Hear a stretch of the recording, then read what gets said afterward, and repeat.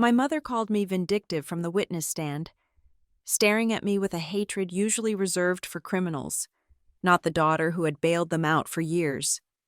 She claimed I destroyed my sister's life over money, calling the fraud a simple misunderstanding. But when the judge finally leaned forward and asked the one question my parents had spent 30 years avoiding, the silence in that courtroom was louder than any scream. That was the moment their illusion finally shattered. My alarm went off at exactly 6 in the morning, just as it did every single weekday. I did not need the sound to wake me, as my internal clock was tuned to a rhythm of absolute precision, but I liked the confirmation. It was the first checkmark of the day. I rolled out of bed, my feet hitting the cool hardwood of my bedroom floor in Brookridge. My apartment was not large, nor was it particularly luxurious by the standards of the wealthy clients I handled, but it was mine. It was a one-bedroom unit on the third floor of a quiet building, painted in soft grays and creams, with everything explicitly chosen and paid for by me. There was no clutter. There were no unexpected bills hidden in drawers. There was only the calm, silent order I had spent the last decade building. I made my coffee, a medium roast, measuring the grounds with a leveled tablespoon. While it brewed, I reviewed my schedule on my phone. I was a senior financial analyst at Crestview Analytics, a job that many people might find dry or tedious, but which I loved with a fierce, protective intensity. At Crestview, numbers behaved. If a column did not balance, there was a reason, and if you dug deep enough, you could always find the error and correct it. Life outside of a spreadsheet was rarely so forgiving. I dressed in a charcoal blazer and tailored trousers, checking my reflection in the hallway mirror. At 32, I looked like what I was: capable, serious, and perhaps a little tired around the eyes. I had pulled myself out of a childhood defined by bounced checks and eviction notices through sheer force of will. My parents, Alan and Diane, had loved us, but they had been chaotic stewards of our family's security. I had sworn at 18 that I would never feel that sinking sensation of not knowing if the debit card would work at the grocery store. By 8 o'clock, I was at my desk, the dual monitors glowing with market trends and client portfolios. The hum of the server room down the hall was my white noise. I felt safe here. I felt proud. I had built a fortress of solvency, brick by brick. But as I worked, my mind drifted briefly to my sister, Melissa. Melissa was everything I was not. She lived 30 minutes away in our hometown of Maple Glen, in a rental house that always smelled of vanilla candles and laundry detergent, though the laundry itself was rarely folded. She was 29, a stay-at-home mother to 2 beautiful, energetic children, married to Ryan Keller, a man who was charming and kind, but whose employment history was as sporadic as the weather. I opened a new tab on my browser and clicked over to social media. It was a bad habit, checking up on her, but I did it anyway. There was a new photo posted 3 hours ago. It showed Melissa laughing in her kitchen, holding an oversized mug of coffee, the morning sun catching the carefully tousled waves of her blonde hair. The caption read, "Rise and grind. Mom life never stops, but neither does the gratitude, blessed chaos coordinator," in the background of the photo. I could see a pile of dishes in the sink and a stack of unopened envelopes on the counter, but the focus was clearly on the aesthetic. Melissa had a gift for making instability look like a bohemian adventure. She was magnetic. People wanted to be near her because she made them feel like life was a party, even if the party was happening on a sinking ship. I closed the tab and went back to my spreadsheets. I loved my sister. I told myself, I just wished I did not feel so heavy every time I looked at her life. Sunday arrived with a gray, overcast sky. It was the designated day for lunch at my parents' house, a ritual that had persisted despite my increasing desire to reclaim my weekends. I drove my sedan, a reliable model I had paid off 3 years early, down the familiar streets of Maple Glen. The town felt smaller every time I returned, as if the buildings were shrinking. My parents still lived in the same split-level house we had grown up in. The paint was peeling slightly around the garage door, a detail that made my fingers itch to write a check to a contractor, but I knew my father would take offense. When I walked in, the noise hit me instantly. Melissa's kids, Leo and Sophie, were screaming with delight as they chased the dog through the living room. The television was blaring a football game. The kitchen smelled of roasting chicken and burnt garlic. "Hello, everyone," I said, setting a bottle of wine on the counter. Sarah, my mother, Diane, turned from the stove, wiping her hands on an apron. "You are late. I am exactly on time. Mom, it is 1 o'clock. Well, Melissa has been here since noon helping me prep," she said, though I could see Melissa sitting at the kitchen island, scrolling on her phone with a glass of white wine in her hand. "Hey, sis," Melissa said, looking up with that dazzling, lopsided grin. "You look nice. Very corporate. Did you come straight from a board meeting?" I ignored the jab. "I just like to look presentable." "Mel, where is Ryan?" "Out back with Dad," Melissa said, taking a sip of wine, talking about some new business idea. "You know Ryan, always dreaming." I felt a tightening in my stomach. Ryan's dreams usually required capital he did not have. I hoped my father was keeping his wallet closed. We sat down to eat 20 minutes later. The table was crowded, the conversation loud. My father, Alan, carved the chicken, beaming at his grandchildren. "So, Sarah," my mother said, spooning potatoes onto my plate without asking, "any nice young men in Brookridge, or are you still married to that computer of yours?" "I am focusing on my career." "Mom," I said, keeping my voice even, "I just got assigned the lead on the Harrison account. It is a big responsibility. That is nice." "Dear," my mother said, her eyes already drifting to Melissa. "But you know, life is not just about work. Look at your sister. She manages that whole house.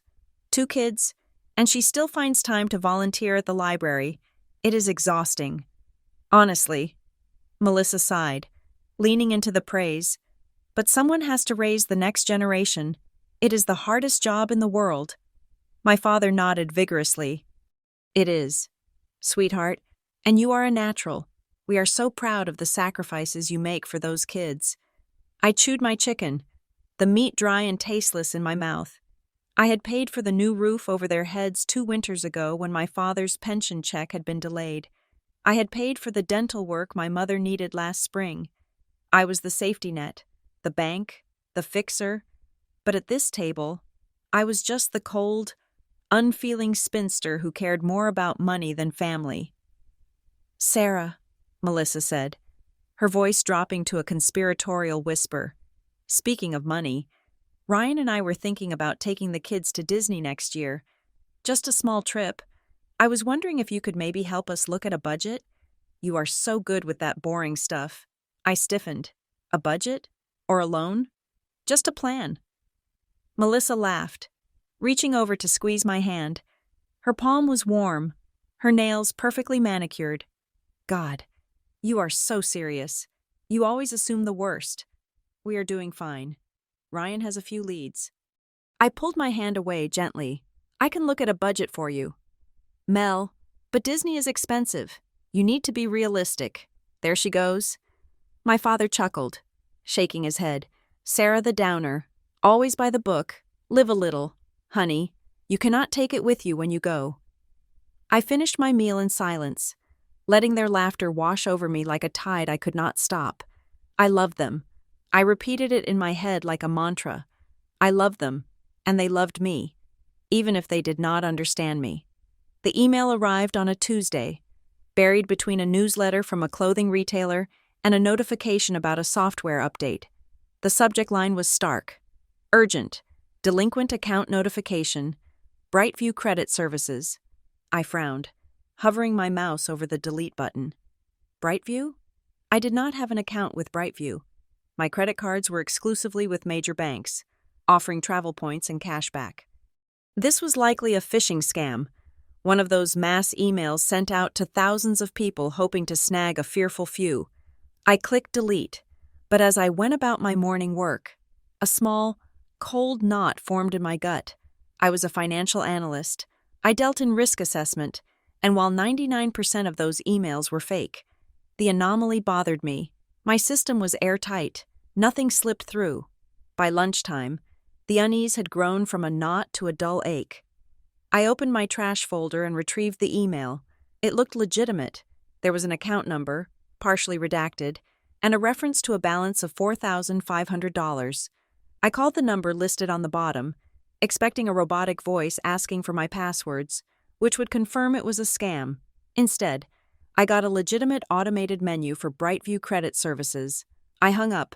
It was probably just a mistake, a clerical error. Someone had typed a digit wrong on an application. 2 days later, the physical mail started arriving. It was Thursday when I opened my mailbox in the lobby of my apartment building. Usually. It contained a utility bill or a flyer for a local pizza place. Today, it was stuffed full. There was a letter from Brightview, marked Second Notice. There was a thick envelope from a collection agency I had never heard of. And at the bottom of the stack, there was a letter from Everline Bank regarding suspicious activity on your account ending in 0492. I did not have an account ending in 0492. I stood in the lobby, the fluorescent lights buzzing overhead, and felt the blood drain from my face. My hands, usually steady, trembled as I ripped open the Everline envelope. Dear Ms. Parker, we have detected unusual spending patterns. Registered address. Please contact us immediately. I took the elevator up to my apartment, my heart hammering against my ribs like a trapped bird. I threw my keys on the table and sat down at my laptop without taking off my coat. I needed to see the full picture. I navigated to the credit bureau website. I had to answer security questions to access my report. What was the amount of your last auto loan payment? In which county did you live in 2015? I answered them mechanically. The screen loaded, a spinning circle that seemed to mock my rising panic. When the report appeared, I stopped breathing. It was a sea of red. There were 7 new accounts opened in the last 14 months. 7. There was a credit card with a limit of $10,000, nearly maxed out. There was a personal loan for $5,000 from an online lender. There were store cards for electronics retailers and high-end department stores. I scrolled down, my eyes blurring. The payment history was a disaster. Payments made sporadically, then missed. Late fees piling up, interest compounding, and then I saw the address. For every single unauthorized account, the registered billing address was not my apartment in Brookridge. It was 124 Maple Avenue, Maple Glen, Melissa and Ryan's rental house. I stared at the screen, the white light burning into my retinas. No, that was impossible. It had to be a mistake. Maybe the credit bureau had merged our files. We were sisters. We had the same last name. It happened. It was a glitch, but the sick sense of recognition rising in my throat tasted like bile. My mind began to race backward, rewinding the last year of my life, searching for clues I had been too blind to see. I remembered a visit 4 months ago. Melissa had come to my apartment for lunch.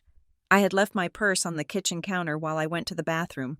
When I came back, she was standing near it, holding her phone. She had jumped slightly when I entered. "Just checking a recipe," she had said, laughing too loudly. I remembered a phone call in November. Melissa, sounding frantic but trying to play it cool.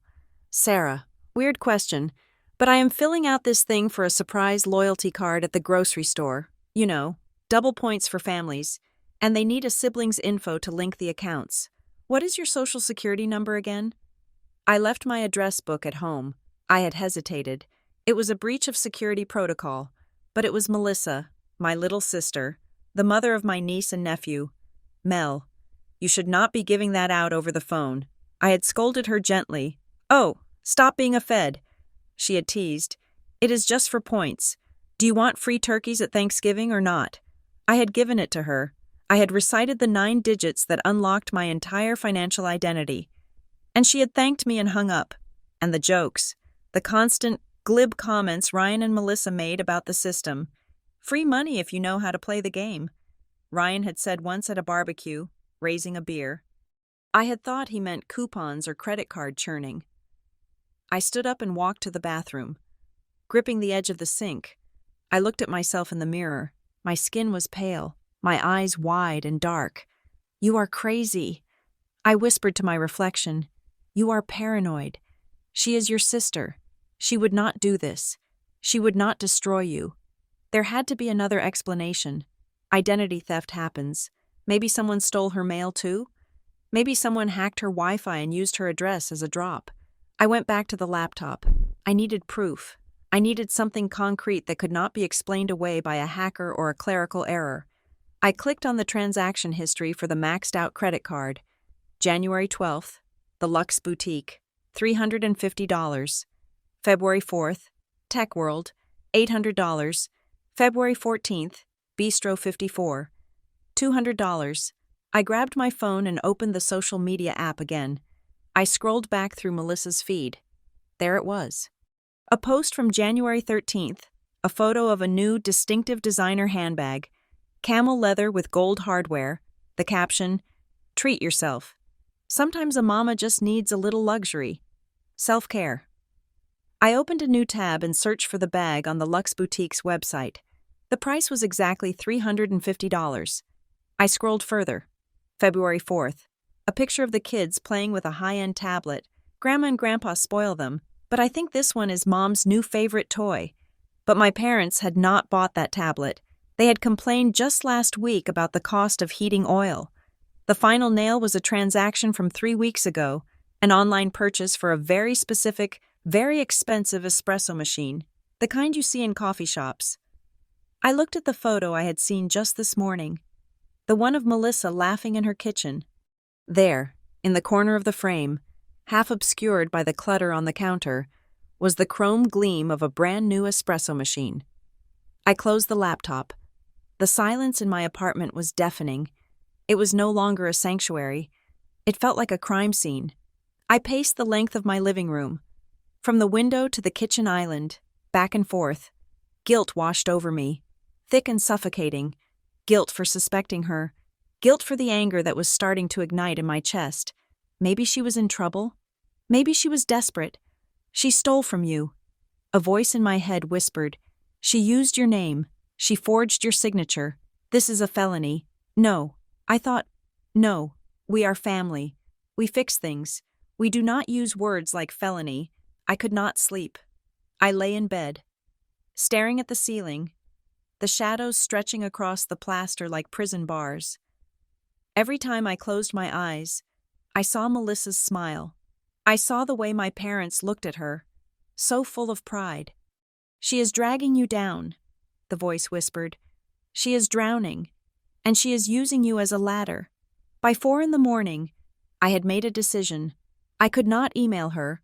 I could not call her. She would lie. She would deflect. I needed to see her face. I got out of bed and dressed in jeans and a sweater. I did not make coffee. My hands were shaking too badly to hold the spoon. I got into my car and started the engine. The dashboard clock read 5:15. The sun was not yet up. I drove toward Maple Glen, the highway empty and dark. I rehearsed the conversation in my head, over and over, trying to find the right combination of words that would unlock the truth without detonating a bomb. "Melissa, there's a mistake on my credit report." "No, too passive." "Melissa, did you open these accounts?" Too accusatory. She would shut down. "Melissa, I know what you did. Just tell me why so we can fix it." That was the one. "We can fix it." I clung to that phrase like a lifeline. I was the fixer. I was the responsible one. I would go there. I would look at the mess, and I would create a spreadsheet to solve it. I would pay off the debt if I had to, and I would make her promise to never do it again. We would keep it a secret. Mom and Dad would never have to know. I gripped the steering wheel until my knuckles turned white. I was terrified. Not of the debt. I could survive the debt. I was terrified of what I would see in her eyes when I asked the question. I was terrified that the sister I loved, the charming, chaotic girl who brought light into every room, was a mirage, and that beneath the surface, there was something calculating and cold, something that looked at me not as a sibling, but as a resource to be harvested. I turned off the highway and onto the winding road that led to Maple Glen. The sky was beginning to bruise with purple light on the horizon. I prayed, for the first time in years, that I was wrong. I prayed that I was crazy. But the stack of papers in my passenger seat said otherwise. I pulled into the driveway of the rental house at 124 Maple Avenue just as the sun was fully cresting over the horizon. The house itself looked innocuous. A beige siding split level with a slightly overgrown lawn and a plastic tricycle overturned near the porch steps. It was the picture of suburban normalcy, the kind of home where families grew up and memories were made. But as I turned off the ignition, the silence of the morning felt heavy, pressing against my temples. I sat in the car for a moment, gripping the manila folder in my lap. Inside were the credit report, the statements, and the printouts of Melissa's social media posts. It was an indictment. It was a weapon. And I was about to walk into my sister's home and detonate it. I took a deep breath, checked my reflection in the rearview mirror to ensure my face was neutral, my professional mask firmly in place, and stepped out. I rang the doorbell. It took a long time for anyone to answer. I could hear the muffled sounds of cartoons blaring from a television inside, and then the heavy thud of footsteps. The door swung open, and Ryan stood there. He looked 10 years older than he had at Christmas. His t-shirt was wrinkled, stained with what looked like coffee or formula, and there were deep, purple bags under his eyes. He blinked at me, confused. "Sarah?" he asked, his voice rough with sleep. "Is everything okay? It is not even 7 yet. I am sorry to drop in so early." "Ryan," I said, trying to keep my voice light. I was in the area for a client meeting later this morning and realized I had something important to discuss with Melissa. "Is she up?" Ryan rubbed the back of his neck, stifling a yawn. Yeah, she is up. The kids have been up since 5. Come on in." I stepped into the hallway, and the smell hit me first. It was not the vanilla and laundry detergent I associated with Melissa's house today. It was the stale odor of dirty diapers, old food, and anxiety. The living room was a disaster zone. Toys were scattered across every inch of the floor. Plastic blocks, stuffed animals, pieces of a train set. Laundry was draped over the sofa and the armchair, but it was the kitchen that made my stomach turn. The counter was invisible beneath a mountain of clutter. Cereal boxes, dirty plates, and stacks of paper. I walked closer, my eyes scanning the piles. It was mail, unopened mail. Dozens of envelopes were shoved into haphazard stacks. I recognized the logos instantly. Credit card offers, bank statements, collection notices. It was a graveyard of financial avoidance. "Sarah." I turned to see Melissa coming down the hallway, holding a toddler on her hip. She was wearing a silk robe that I recognized from a haul video she had posted last month, but her hair was messy, and her smile looked strained. "What a surprise," she chirped, though her eyes darted nervously to the folder in my hand. "Usually you call. Is everything okay?" "Everything is fine," I lied, my heart pounding. "Just wanted to catch you." She laughed, a brittle sound. "Well, welcome to the madhouse. Sorry about the mess. You know how it is. Life with kids, it is just impossible to keep up sometimes. Ryan was supposed to do the dishes last night, but he fell asleep on the couch." Ryan, who was pouring himself a cup of coffee, didn't argue. He just stared into his mug, looking defeated. "Melissa," I said, cutting through her chatter. "Can we talk? Privately?" Her smile faltered for a fraction of a second before snapping back into place. "Sure, of course. Ryan, can you take Sophie?" She handed the toddler to her husband and tightened the belt of her robe. "Let's go to the guest room. It is the only place without Legos on the floor." I followed her down the hall. The guest room, which she always referred to as her office, was actually a storage room for her hobbies. There was a sewing machine that had never been used, boxes of crafting supplies, and bags of clothes with the tags still on them. It was a physical manifestation of her impulse control issues. Melissa closed the door and leaned against it, crossing her arms. "You are acting weird." "Sarah, what is going on?" I did not want to dance around it. I walked over to the small desk, cleared a space among the clutter, and laid the folder down. I opened it. The first page was my credit report, with the fraudulent accounts highlighted in yellow. I received some disturbing mail this week. Melissa, I said, my voice steady, though my hands were trembling slightly, from Brightview and Everline Bank. They said I had overdue accounts. Melissa's face went blank. She looked at the papers, then back at me. Her expression was one of polite confusion. Okay. And? Why are you telling me? You probably just need to call them. Banks make mistakes all the time. Remember when Mom got charged twice for that subscription? It is just a clerical error. It is not a clerical error. I said. I pulled out the second sheet. It was the list of addresses associated with the accounts. Every single one of these accounts is registered to this address. Melissa, 124 Maple Avenue. Your house. Melissa stared at the paper. She let out a short, incredulous laugh. That is ridiculous. Why would your accounts be linked here? Maybe because you used to order packages here for Christmas? Their systems are probably just crossed. You are overreacting. Sarah, you always go straight to worst-case scenario. I watched her. I watched the way her eyes refused to meet mine, focusing instead on a spot on the wall over my shoulder. I pulled out the third sheet. The transaction history for the credit card. January 12th. I read aloud. $350 at the Luxe Boutique. I pulled out the screenshot of her Instagram post. The camel leather bag. February 4th. $800 at Tech World. I pulled out the photo of the tablet. 3 weeks ago. $500. Espresso machine.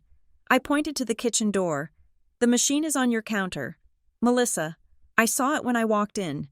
The silence in the room was sudden and absolute. The air felt thin, as if all the oxygen had been sucked out. Melissa looked at the photos, then at the statement, then at me. The color drained from her face, leaving her looking young and terrified.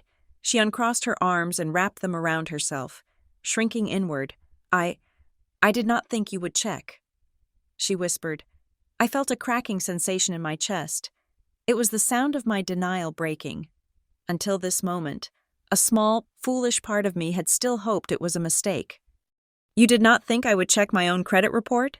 I asked, my voice rising. Melissa, you used my social security number.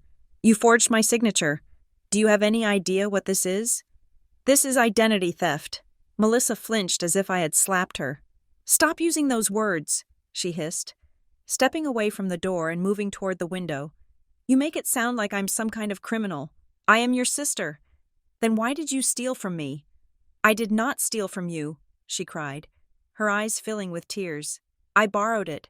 I just used the information to get a few cards approved. I was going to pay it back. I have a notebook. I kept track of everything. I was going to pay every single cent before you even knew it happened. You are in default.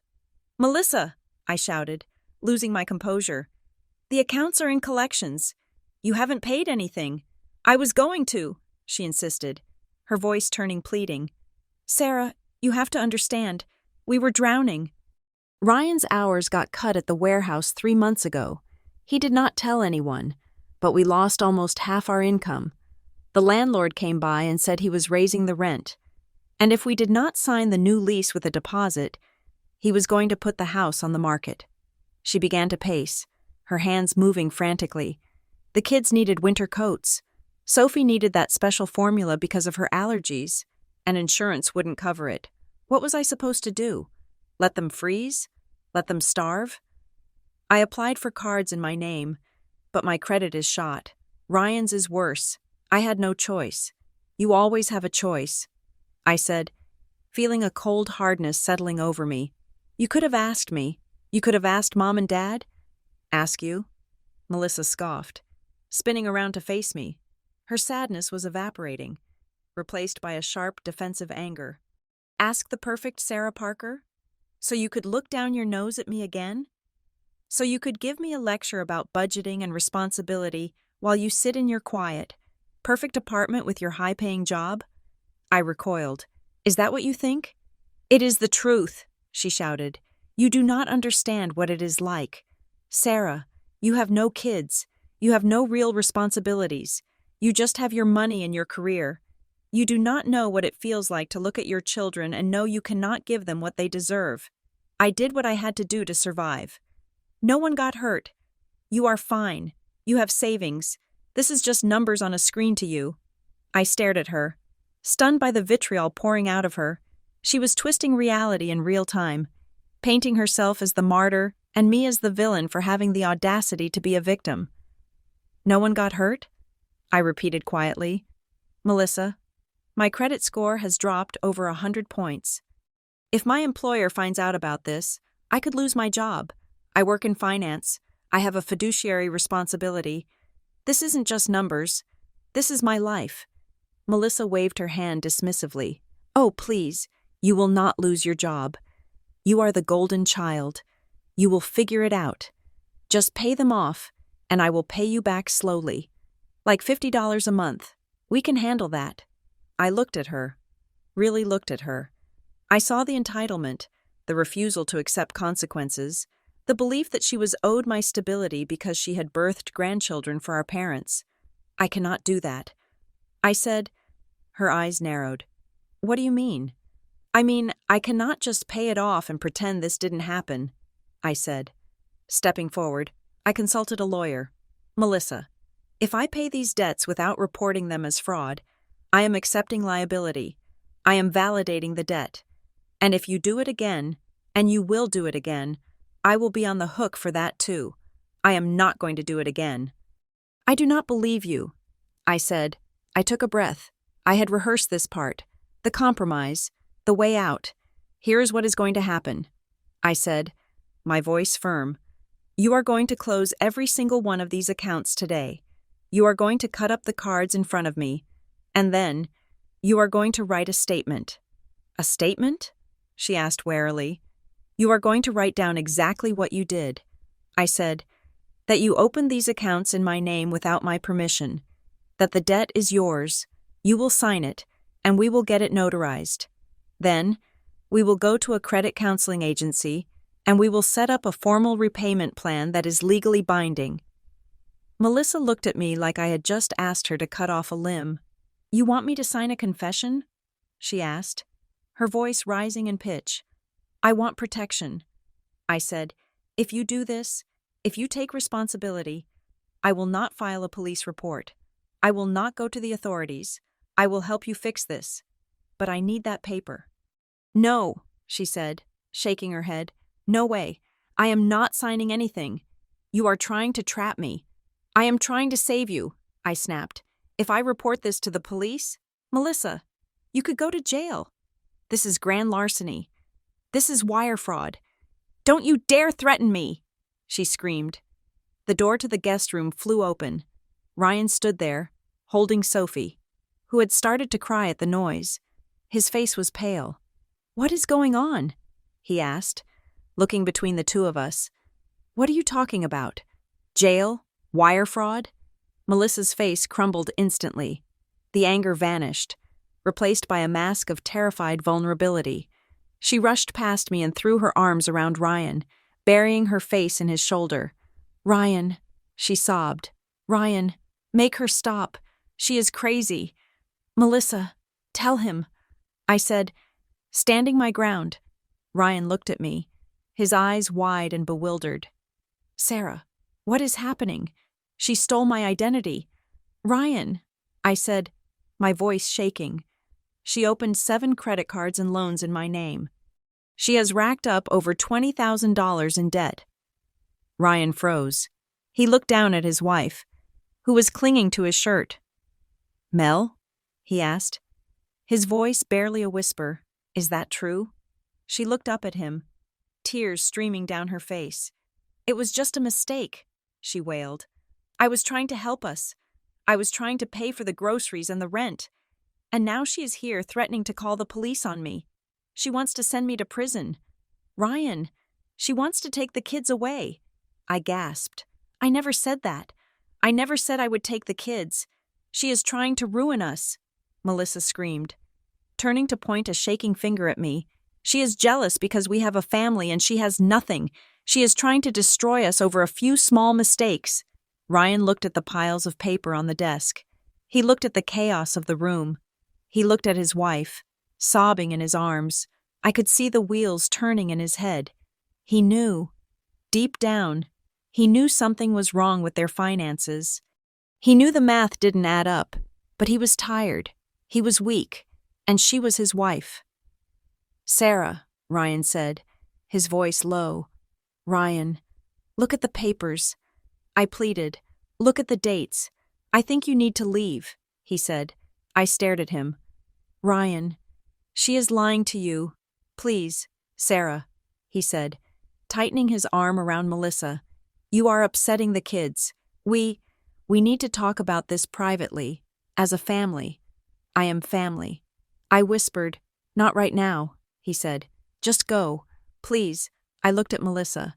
She was not looking at me. She was buried in Ryan's chest. But I saw her hand gripping his shirt. It wasn't a grip of fear. It was a grip of possession. She had won. She had spun the narrative. And I was the intruder. I grabbed the folder from the desk. "You have 24 hours. Melissa," I said, my voice cold. "If you do not agree to the plan by tomorrow morning, I am doing what I have to do." I walked out of the room, down the hallway filled with the smell of dirty diapers, and out the front door. I got into my car and locked the doors. My hands were shaking so hard, I could barely put the key in the ignition. I felt sick, physically ill. I had expected denial. I had expected tears. I had not expected her to weaponize her husband and children against me so quickly, so effortlessly. I drove. I did not know where I was going. Just that I needed to put distance between myself and that house. I was 10 minutes outside of Maple Glen when my phone buzzed in the cup holder. Then it buzzed again, and again, a rapid-fire staccato of notifications. I glanced down. "Mom." I pulled over to the shoulder of the road. My heart hammering, I picked up the phone. There were 5 text messages. Melissa just called me in hysterics. "What is wrong with you? How dare you go into her home and threaten her in front of her children? She is devastated. Sarah. She said you threatened to have her arrested? Are you out of your mind? She is your sister. She is struggling and you are kicking her when she is down. Let it go. Do you hear me? You fix this. You apologize to her. We do not destroy family over money." I read the words, and I felt something inside me die. A small, hopeful part of me that had believed my parents would be the arbiters of truth, that they would see the facts. They didn't care about facts. They didn't care that I was the victim. They only cared that the boat had been rocked, and I was the one holding the oar. Melissa had gotten to them first. She had spun her story. The struggling mother, the mean, rich sister, the misunderstanding blown out of proportion. I dropped the phone into the passenger seat as if it were burning hot. I drove the rest of the way to Brookridge in silence. When I got back to my apartment, it was dark. I had lost the entire day. I walked inside and didn't turn on the lights. I sat on my sofa, still in my coat, and opened the folder again.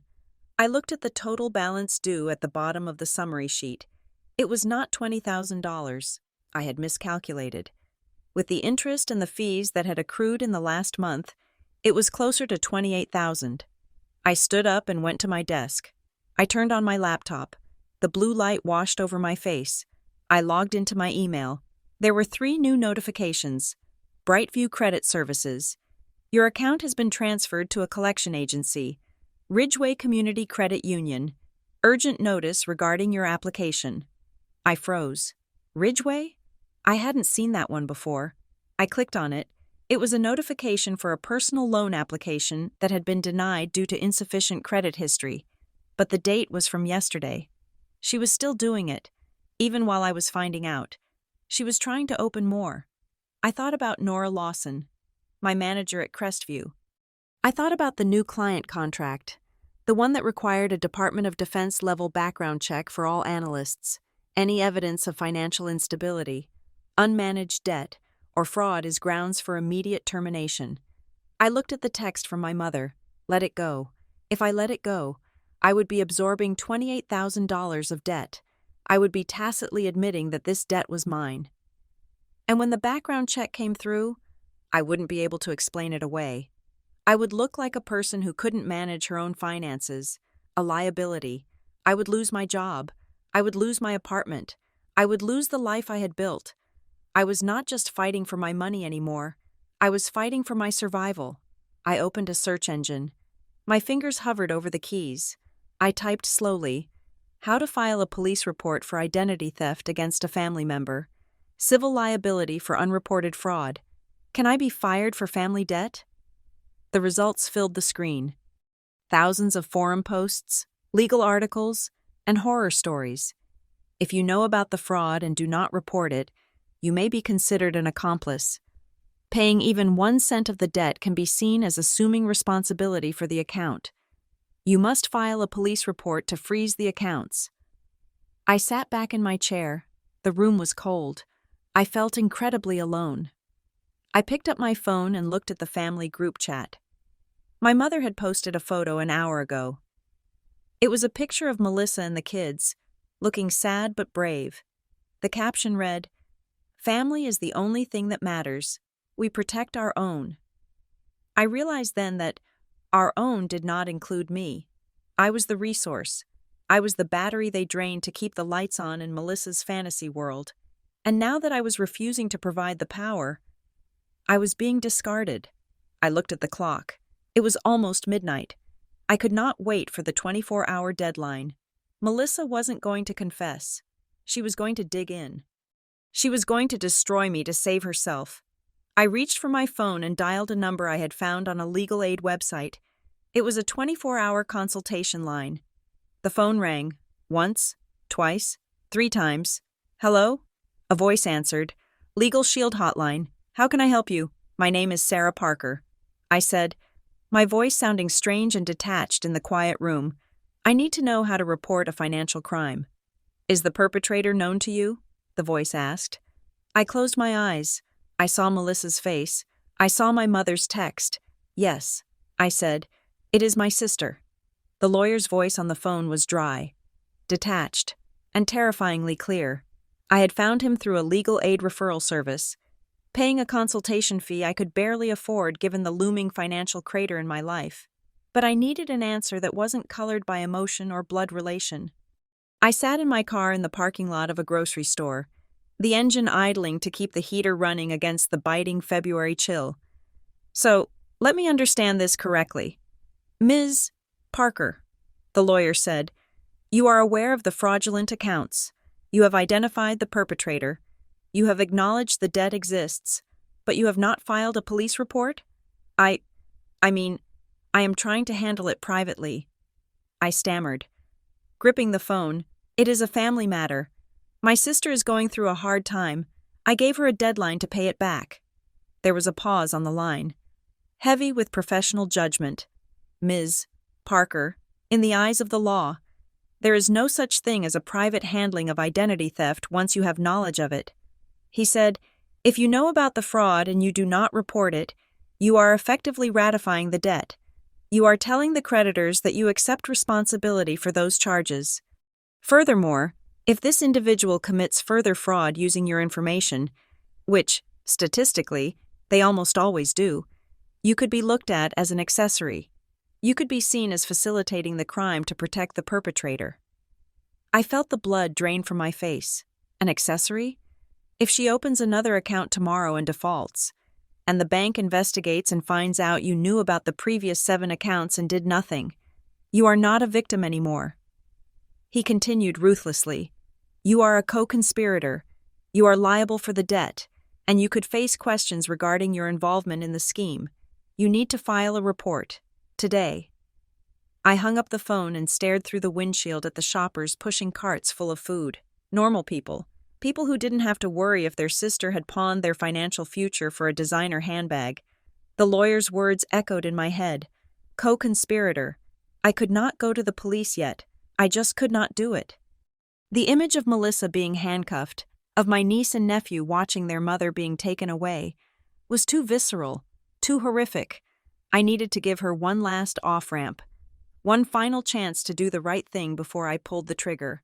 I drove home and sat at my laptop. I spent 3 hours drafting the email. I deleted paragraphs that were too angry. I rewrote sentences that sounded too apologetic. It had to be perfect. It had to be a legal document disguised as a sisterly plea. Subject: immediate action required. Financial resolution, Melissa. I have consulted with legal counsel regarding the unauthorized accounts opened in my name at your address. I have been informed that if these accounts are not closed and the fraud is not formally admitted to, I face potential criminal liability for your actions. I cannot and will not accept that risk. This is your final opportunity to resolve this privately. You must do 3 things by 5 o'clock tomorrow afternoon. 1. Send me proof that you have contacted every creditor to close the accounts. 2. Sign the admission of liability I have attached to this email, stating that the debt is yours and you intend to repay it. 3. Agree to a meeting with a certified credit counselor to structure a repayment plan. If you do not do these things by the deadline, I will have no choice but to file a formal police report for identity theft and fraud with the Brook Ridge County authorities. This is not a threat. This is the only way to protect myself from being implicated in a crime. Please, Mel, do the right thing. Do not force my hand. I hit send. Then I sat back and watched the clock. I slept fitfully that night, waking up every hour to check my phone. There was nothing. No text, no email, no call. The deadline came and went. 5 o'clock passed. 6 o'clock. At 7:15. My phone buzzed. It was a voice message from Melissa. I pressed play, my heart hammering against my ribs. I expected tears. I expected begging. I expected the manic, desperate Melissa I had seen in the guest room. Instead, the voice that filled my quiet apartment was cold. It was dripping with a calm, venomous derision that I had never heard before. I got your email. Sarah, you are honestly pathetic. You are really going to try and bully me with legal threats? You think I'm going to sign some piece of paper so you can hold it over my head for the rest of my life? I am not signing anything. You are overreacting, just like you always do. You just want to be the victim. You want to be the center of attention because for once, Mom and Dad are worried about me and not praising you for your perfect little job. Go ahead. Tell Mom and Dad you are trying to get the state involved. Tell them you want to punish me because I am the favorite child for once. See how that works out for you. Do not contact me again until you are ready to apologize. The message ended. I sat there, stunned. She wasn't scared. She was furious. She had convinced herself that I was the aggressor. She had twisted the reality so thoroughly in her mind that my attempt to save myself was, to her, an act of jealousy. I saved the voicemail. I backed it up to the cloud. It was evidence. The next morning, I walked into Crestview Analytics feeling like a ghost. I went through the motions of my job, analyzing market trends, building pivot tables, answering emails, but my mind was miles away, replaying the voicemail. At 10 o'clock, an email went out to the entire department from the Vice President of Operations. Subject: Compliance Update, Client Security Requirements Team. As we prepare to onboard the Harrison Group, we are updating our internal compliance protocols.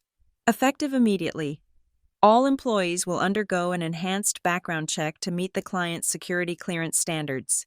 This will include a comprehensive review of financial history. Please sign the attached authorization form by the end of the week. The room spun. I stared at the screen. A comprehensive review of financial history. They would see the debt. They would see the $28,000 in delinquent credit card balances. They would see the accounts in collections. And because I worked in finance, because I handled sensitive client data, that red flag would not just be a question mark, it would be a termination letter. High debt loads were considered a security risk, a leverage point for bribery, a sign of instability. If I did not have a police report on file proving that this debt was fraudulent, I would look like a person who had lost control of her life. I would be fired. And with a termination for financial risk on my record, I would never work in this industry again. My sister's mistake was about to cost me my career. I stood up, I grabbed my purse, I walked to my manager's office. "Nora," I said, leaning into the doorway. "I have a family emergency. I need to take the rest of the day." Nora looked up, concerned. "Is everything okay? Sarah? You look pale. I just need to handle something." I said. I walked out of the building and got into my car. I did not drive to Maple Glen. I drove to the Brookridge County Police Department. The station was a brick building that smelled of floor wax and stale coffee. I walked up to the front desk, my hands shaking so badly I had to clasp them together to keep the officer from noticing. "I need to file a report," I said, my voice barely a whisper. "What kind of report?" the officer asked, not looking up from his computer. "Identity theft," I said, "and fraud." He handed me a clipboard with a stack of forms. "Have a seat." I sat on a hard plastic bench and began to write. Name of victim: Sarah Elizabeth Parker. Name of suspect: Melissa Ann Keller. Relationship to suspect: sister. Writing her name on the line for suspect felt like a physical violation. It felt like I was betraying every memory we had ever shared.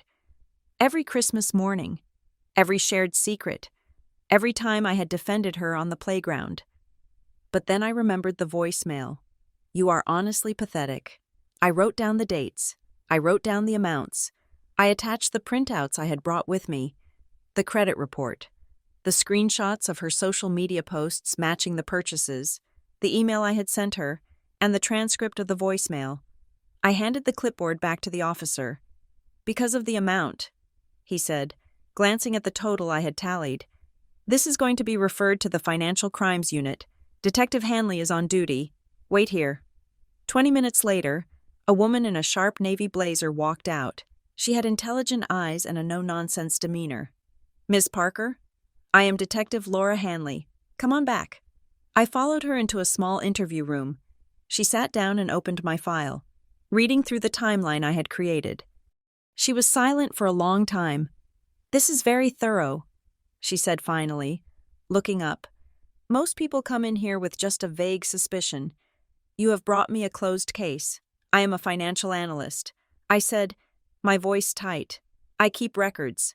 She nodded. "I see that. Sarah, I need to be clear with you about what happens next. You are alleging that your sister opened 7 accounts in your name without your consent. The total is nearly $30,000. This is not a small claims issue. This is a felony. I know." I said, "We are going to contact these institutions. Everline Bank, Brightview, the others. We are going to subpoena the IP addresses used to open the online accounts. We are going to pull the signature cards for the in-store applications. If the evidence matches what you have provided, we will be issuing a warrant for her arrest." I felt a wave of nausea. "Arrest? It is likely." She said, "This involves interstate commerce because of the banks. It involves wire fraud. And because of the amount, the district attorney is going to take this seriously. Are you prepared for that?" I thought about the background check at Crestview. I thought about the way Melissa had looked at me in the guest room, blaming me for her choices. "I have no choice," I said. "She refused to stop. She refused to pay it." Detective Hanley nodded. "Okay, I am opening the investigation case numbers here. Take this. You can give this number to your employer and to the credit bureaus. It will place a fraud alert on your file and pause the collection attempts while we investigate." I took the small card with the case number. It was just a slip of paper, but it was the shield that would save my job. "Thank you," I said. I left the station feeling lighter, but also hollowed out. I had saved myself, but I had dropped a bomb on my family, and I knew the explosion was coming. It took 3 days for the shockwave to hit. I was at my desk at Crestview, finalizing a spreadsheet, when my personal cell phone began to ring. It was Melissa. I let it go to voicemail. It rang again immediately, and again. I grabbed the phone and walked quickly to the privacy of the stairwell. I answered, "Melissa." "You bitch!" she screamed. The sound was so loud I had to pull the phone away from my ear. "You absolute bitch! You actually did it!" "Melissa, I told you I would." "The cops called Ryan!" she shrieked. Her voice was hysterical, raw with panic and rage. "A detective called him. They are asking questions about the credit cards. Everline sent a letter saying I am under criminal investigation. I warned you. Melissa, I said, my voice shaking. I gave you a chance. You destroyed me, she screamed. You destroyed my life. Ryan is freaking out. He is packing a bag. He says he cannot believe I did this. You broke up my marriage. Sarah, are you happy? Are you happy now that you have ruined everything? You ruined it. Melissa, I shouted back, my control finally snapping. You stole my money. You stole my identity. I will never forgive you for this, she sobbed, the anger collapsing into pure, weaponized grief. Never. I am going to tell Mom and Dad. I am going to make sure everyone knows what kind of monster you are. You sent the police to your sister's house. You are dead to me. The line went dead. I stood in the cold concrete stairwell, leaning my forehead against the wall. I was shaking. I wanted to cry, but the tears wouldn't come. I was in survival mode. I knew what was coming next. The tribunal. My father called an hour later. His voice was not angry. It was icy. Sarah, be at the house at 6. We are having a meeting. He hung up before I could answer. I considered not going. I considered turning off my phone and hiding in my apartment. But I knew that if I didn't face them, Melissa's version of the truth would become the only version. I had to look them in the eye. I had to make them see the papers. I arrived at my parents' house at 6 sharp. Ryan's car was in the driveway, but Melissa's was not. I walked inside. My parents were sitting in the living room. Ryan was sitting in the armchair in the corner, his head in his hands. Melissa was not there. Where is she? I asked, standing in the entryway. She is in her old bedroom, my mother said. She cannot even look at you. She is sick to her stomach. I walked into the room. My mother, Diane, looked at me with an expression I had never seen on her face before. It was not disappointment. It was disgust. Sit down, my father said. I sat on the edge of the sofa. I had brought my file, the same file I had given to the police. How could you? My mother whispered. How could you do this to your sister? I did not do anything to her. Mom, I said calmly. She stole $30,000 from me. She opened credit cards in my name. She refused to pay them. She is your sister, my mother shouted, slamming her hand on the coffee table. You do not call the police on family. You protect each other. Real family protects each other, no matter what. Not when they are committing felonies against you. I said, I could lose my job. Mom, I have a background check coming up.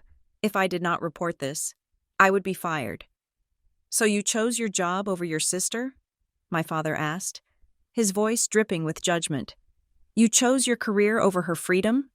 She has children. Sarah, do you know what happens if she gets a record? Do you know what this does to her future? What about my future? I asked, my voice rising. Does my future matter to anyone in this room? Or am I just the bank account you all rely on? You are vindictive. My mother spat. You have always been jealous of her. You are cold. Sarah, you are obsessed with rules and money. You do not have a heart. You just have a calculator where your heart should be. I looked at Ryan. He hadn't said a word. Ryan, I said, you saw the papers. You know I tried to settle this privately. Ryan looked up. His eyes were red. He looked like a man who had been hit by a truck. She lied to me too. Sarah, he said quietly. Diane turned on him. Ryan, do not start. She was trying to help your family. She was trying to put food on your table because you could not. Ryan flinched, but he didn't back down. He looked at me, then at Diane. It wasn't just Sarah. He said, his voice was barely audible. What? My father asked. I found other letters, Ryan said. He reached into his jacket pocket and pulled out a crumbled envelope. I was looking through the trash in the garage. I found a collection notice from last year. It was addressed to Jenna Rowe. I froze. Jenna Rowe was Melissa's best friend from high school. So? My mother snapped. Maybe Jenna had mail sent here. It was for a credit card, Ryan said. And I found another one, for a loan, in the name of her cousin, Mark. The room went silent. A stunned, heavy silence that sucked the air out of the room. This wasn't an isolated incident. This was a pattern.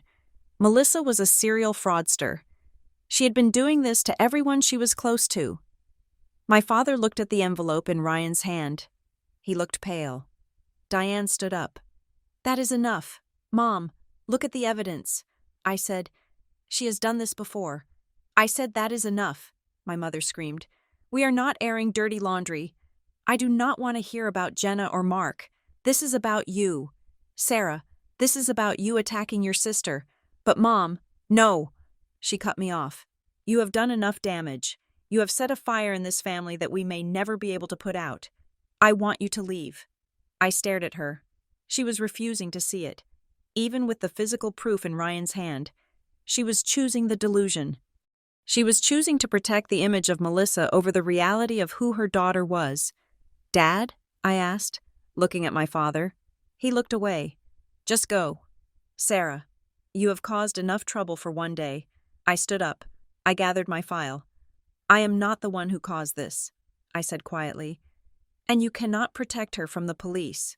Mom, that is out of my hands now." I walked out of the house.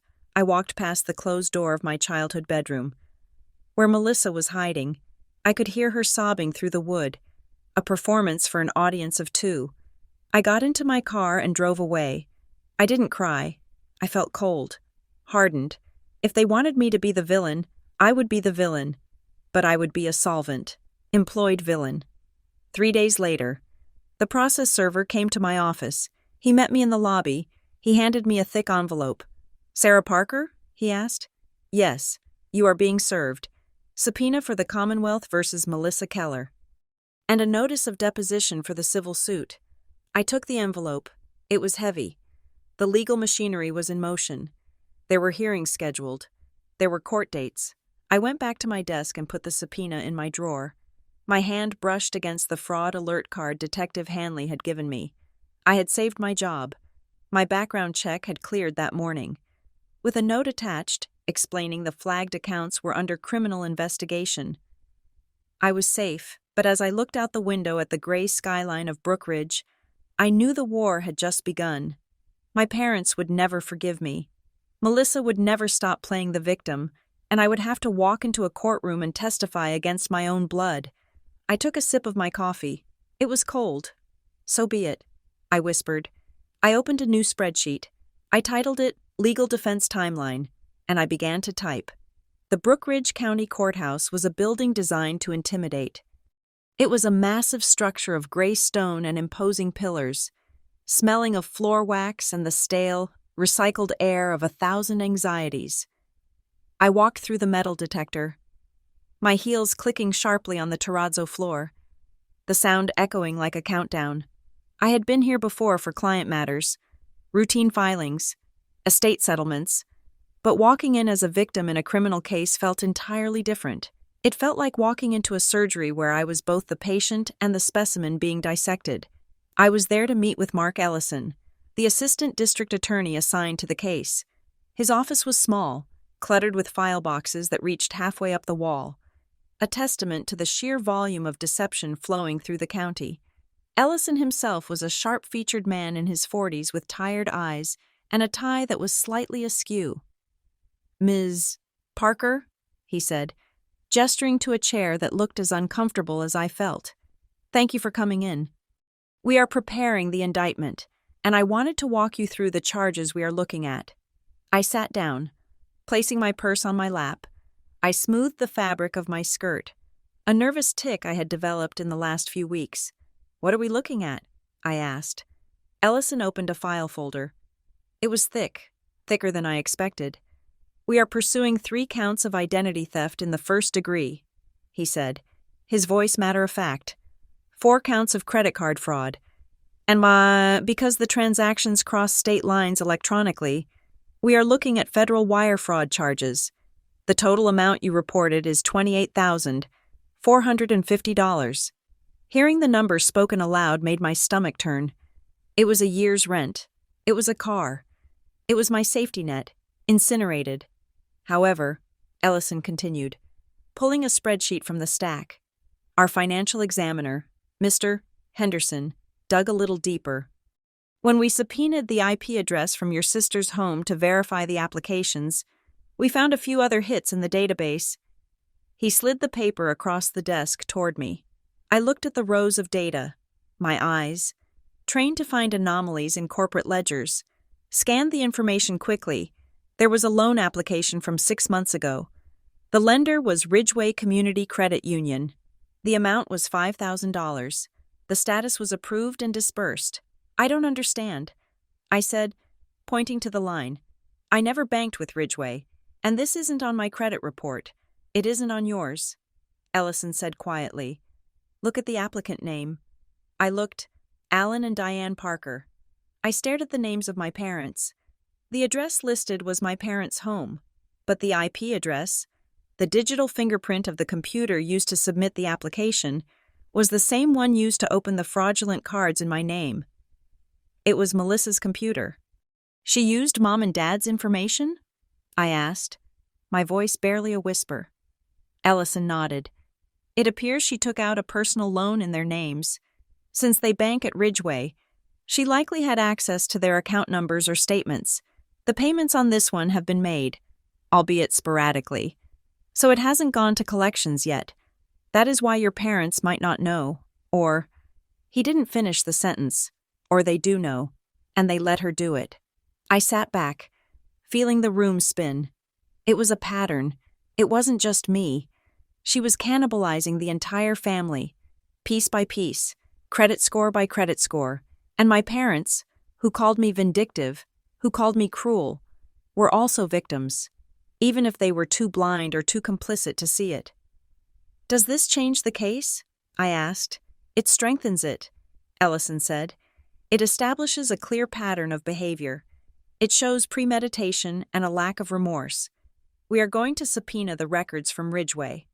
If she forged their electronic signatures, that is another count of fraud. I left the office an hour later, my head pounding. The revelation about the Ridgeway loan sat in my gut like a stone. I debated calling my father, confronting him with the information, but I knew it would be useless. He would deny it. He would say I was digging for dirt. I walked down the long, echoing hallway toward the exit. The courthouse was busy now, filled with lawyers and defendants and families waiting for hearings. I turned the corner near the elevators and stopped dead. My mother was there. Diane Parker was standing near a bench, digging through her oversized purse. She looked older than she had the last time I saw her. Her face was drawn, her skin grayish under the fluorescent lights. She was wearing her church coat, the wool one she saved for special occasions, which struck me as heartbreakingly absurd. "Mom?" I said before I could stop myself. She froze. Her hand stopped moving inside her purse. Slowly, she looked up. When her eyes met mine, I expected anger. I expected the screaming woman who had thrown me out of her house, but there was no fire in her eyes today. There was only a cold, dead vacuum.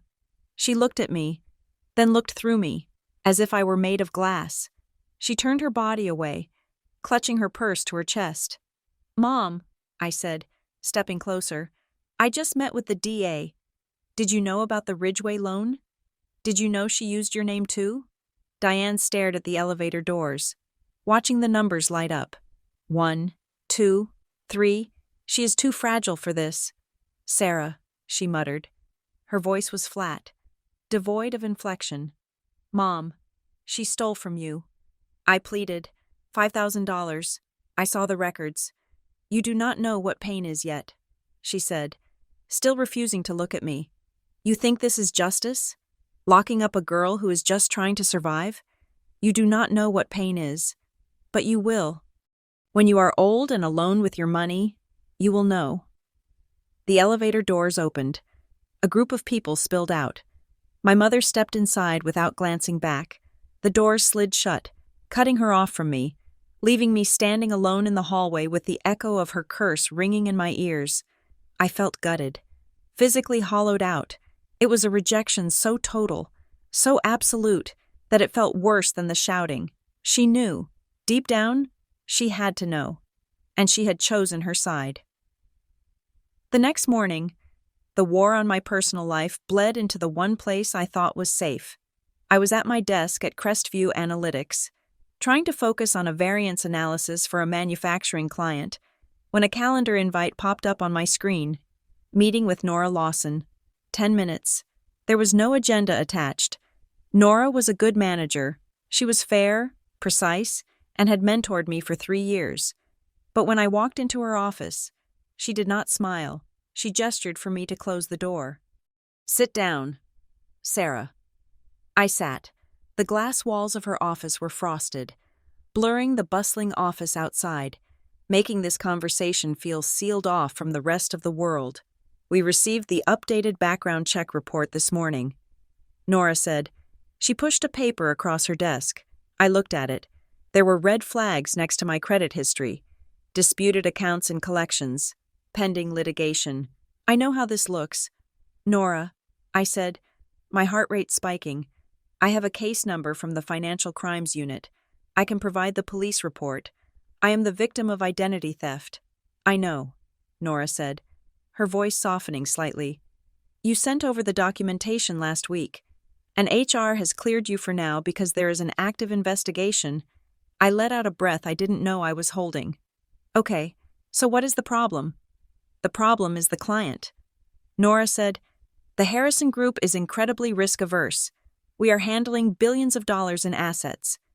They have a clause in their contract about analyst stability." She leaned forward, her elbows on the desk. "Sarah, I am going to be honest with you. Rumors talk. Litigation is public record. If this case drags on, if your name is dragged through the mud in a public trial, it becomes a distraction. And in this industry, distraction is a liability." "Are you firing me?" I asked, my voice trembling. "No," she said firmly. "You are one of my best analysts. But I am giving you a warning. Keep this contained. Do not let it affect your work, and pray that this gets resolved quickly. If the Harrison Group asks questions about the stability of the team, I can only protect you so far." I walked back to my desk, feeling like the floor was made of thin ice. The fraud wasn't just a debt anymore. It was a stain. It was seeping into every fabric of my existence, threatening to unravel the career I had built to prove I was nothing like my chaotic family. I needed help. Not legal help. I had the DA for that. I needed someone to help me stop the screaming in my head. "Doctor." Eliza Morton's office was in a converted Victorian house on the edge of town. It smelled of lavender and old books. She was a woman in her 60s with silver hair and a gaze that felt like it could see through drywall. I sat on her linen sofa, clutching a tissue I hadn't used yet. "Tell me why you are here, Sarah," she asked. "My sister stole my identity." I said, "And my parents hate me for reporting it." We spent the next 50 minutes dissecting the architecture of the Parker family. I told her about the missed payments in my childhood, the way I had started balancing my mother's checkbook when I was 12 because the math terrified her. I told her about Melissa's charm, how she could smile her way out of a burning building while leaving everyone else to hold the hoses. "You were the designated fixer, Doctor," Morton observed gently. "In dysfunctional systems, roles are assigned early. Melissa was the golden child, fragile, needing protection, allowed to fail because her failures were viewed as charming mishaps. You were the scapegoat, but a specific kind, the competent scapegoat." "The competent scapegoat?" I asked. "You were only valued as long as you were useful," she said. "As long as you were cleaning up the mess, you were a good daughter. The moment you set a boundary, the moment you said no to the chaos, you became the enemy. Because without you fixing it, they have to look at the mess themselves." I started to cry then, not the hysterical sobbing Melissa did, but a silent, leaking grief. "They called me vindictive," I whispered. "They are projecting." "Sarah," she said, "they are angry because you held up a mirror, and they do not like what they see." The deposition was scheduled for 2 weeks later. It was held in a conference room at a law firm downtown, not the DA's office, but a neutral ground that felt anything but neutral. Melissa was not there. It was just me, a court reporter, and Caleb Weston, Melissa's defense attorney. Weston was a man who looked like he was carved out of shark cartilage. He wore a suit that cost more than my first car and had a smile that didn't reach his eyes. He started gently enough. He asked about my job, my income, my relationship with my sister growing up. "You would say you were close?" Weston asked, tapping a pen on his legal pad. "We were close." "Yes," I said. "And you helped her financially in the past?" "I have given her money. Yes, for birthdays, emergencies." "Emergencies," Weston repeated. "So you have a history of bailing her out. You like being the savior. Ms. Parker?" "I did it because I loved her," I said, keeping my voice steady. Weston flipped a page. He pulled out a stack of papers. They were printouts of text messages. "I would like to direct your attention to Exhibit C," he said. "These are text messages between you and a Jessica Miller. She is a friend of yours?" "Yes," I said, confused. "Jessica was my college roommate. We texted almost every day." Weston began to read. Date, November 14th, 2 years ago. You wrote, "I am so done with Mel. She is a leech, honestly. Sometimes I wish she would just crash and burn so she learns a lesson." He looked up at me. "Did you write that, Ms. Parker?" I felt my face heat up. I was venting. She had asked me for money for a vacation she couldn't afford. "Did you write it?" "Yes," I said. Weston read another one. Date, July 3rd, last year. "If she asks me for one more dime, I'm going to scream. She needs to grow up. I would love to see her handle the real world without mom and dad enabling her." He slid the paper across the table. "You wished for her to crash and burn, Ms. Parker. You wanted to see her handle the real world. And now, here we are.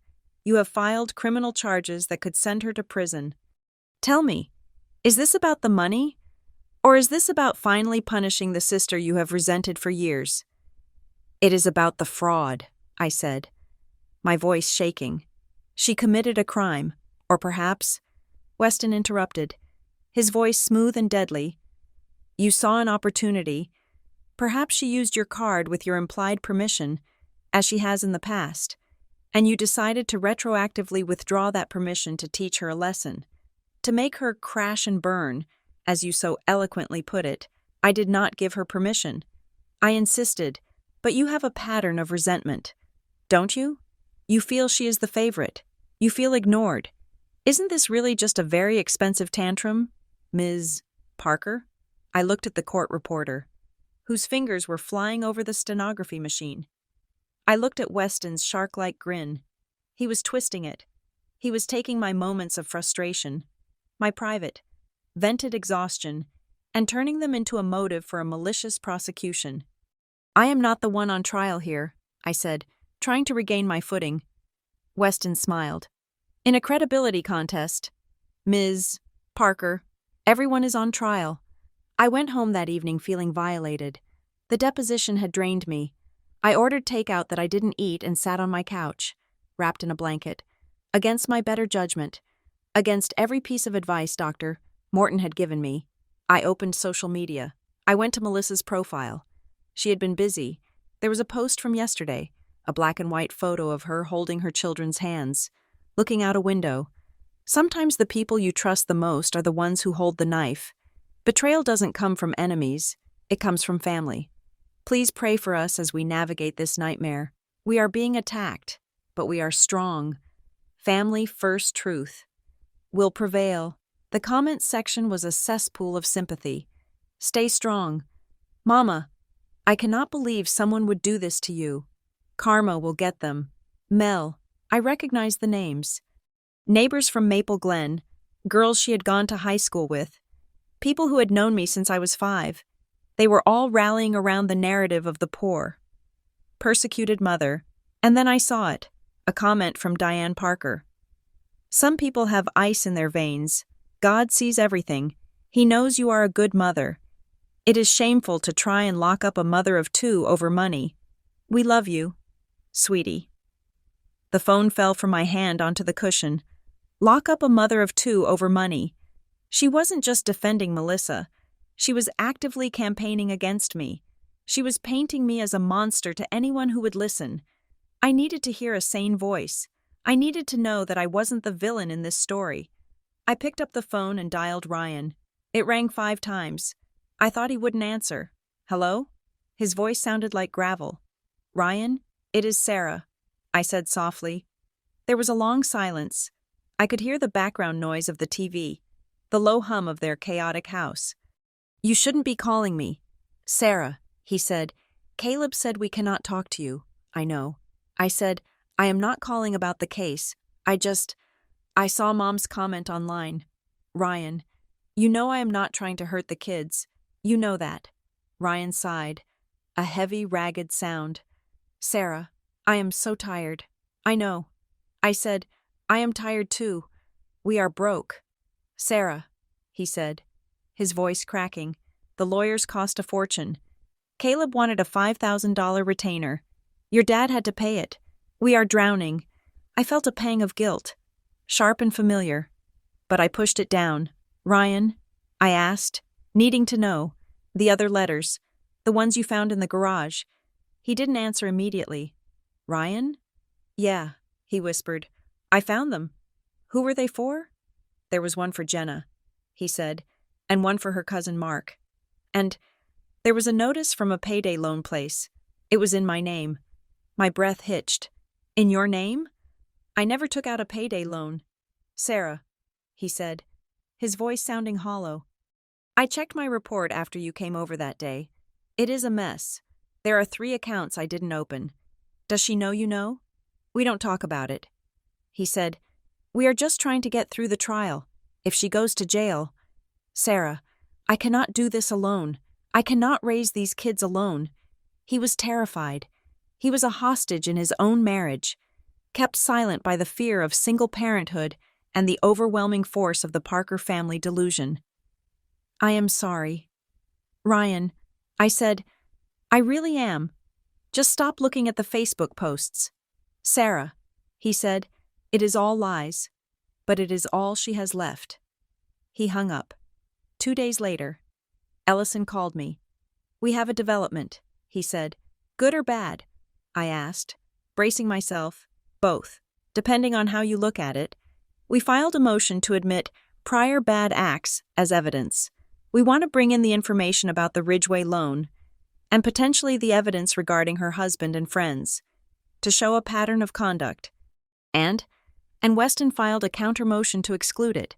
Ellison said he is arguing that it is prejudicial and not relevant to the specific charges regarding your identity. He is trying to isolate your case to make it look like a personal dispute between sisters. What does that mean? It means we have a fight on our hands. Ellison said, Judge Caraway has scheduled a pretrial hearing for next month. She's going to decide what evidence the jury gets to see. If she excludes the other evidence, I asked, then it is your word against Melissa's, Ellison said. And Weston is going to paint you as the jealous, vindictive sister who gave her permission and then changed her mind. It will be a much harder case to win. I looked at the calendar on my wall. Next month, the pretrial hearing would be the turning point. If the judge let the pattern of fraud in, Melissa was finished. If she kept it out, I was the one who would be on trial. I hung up the phone and looked at the stack of documents on my desk.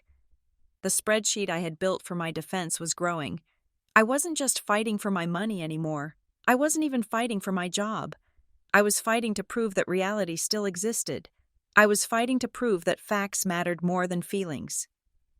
I opened the file labeled Ridgeway Loan. I stared at the names Alan and Diane Parker. They were protecting the arsonist while their own house burned down. And in a month, I would have to stand in front of a judge and hand them the matchbook. The courtroom of Judge Evelyn Caraway was a study in imposing neutrality. The wood paneling was dark, the lighting was fluorescent and unforgiving, and the air smelled of floor wax and nervous sweat. It was a place designed to strip away emotion and leave only the cold, hard bones of the law. I sat at the prosecution table behind Assistant District Attorney Mark Ellison. My hands were folded in my lap, gripping each other so tightly my knuckles were white. Behind me, in the gallery, I could feel the presence of my family like a physical weight pressing against my spine.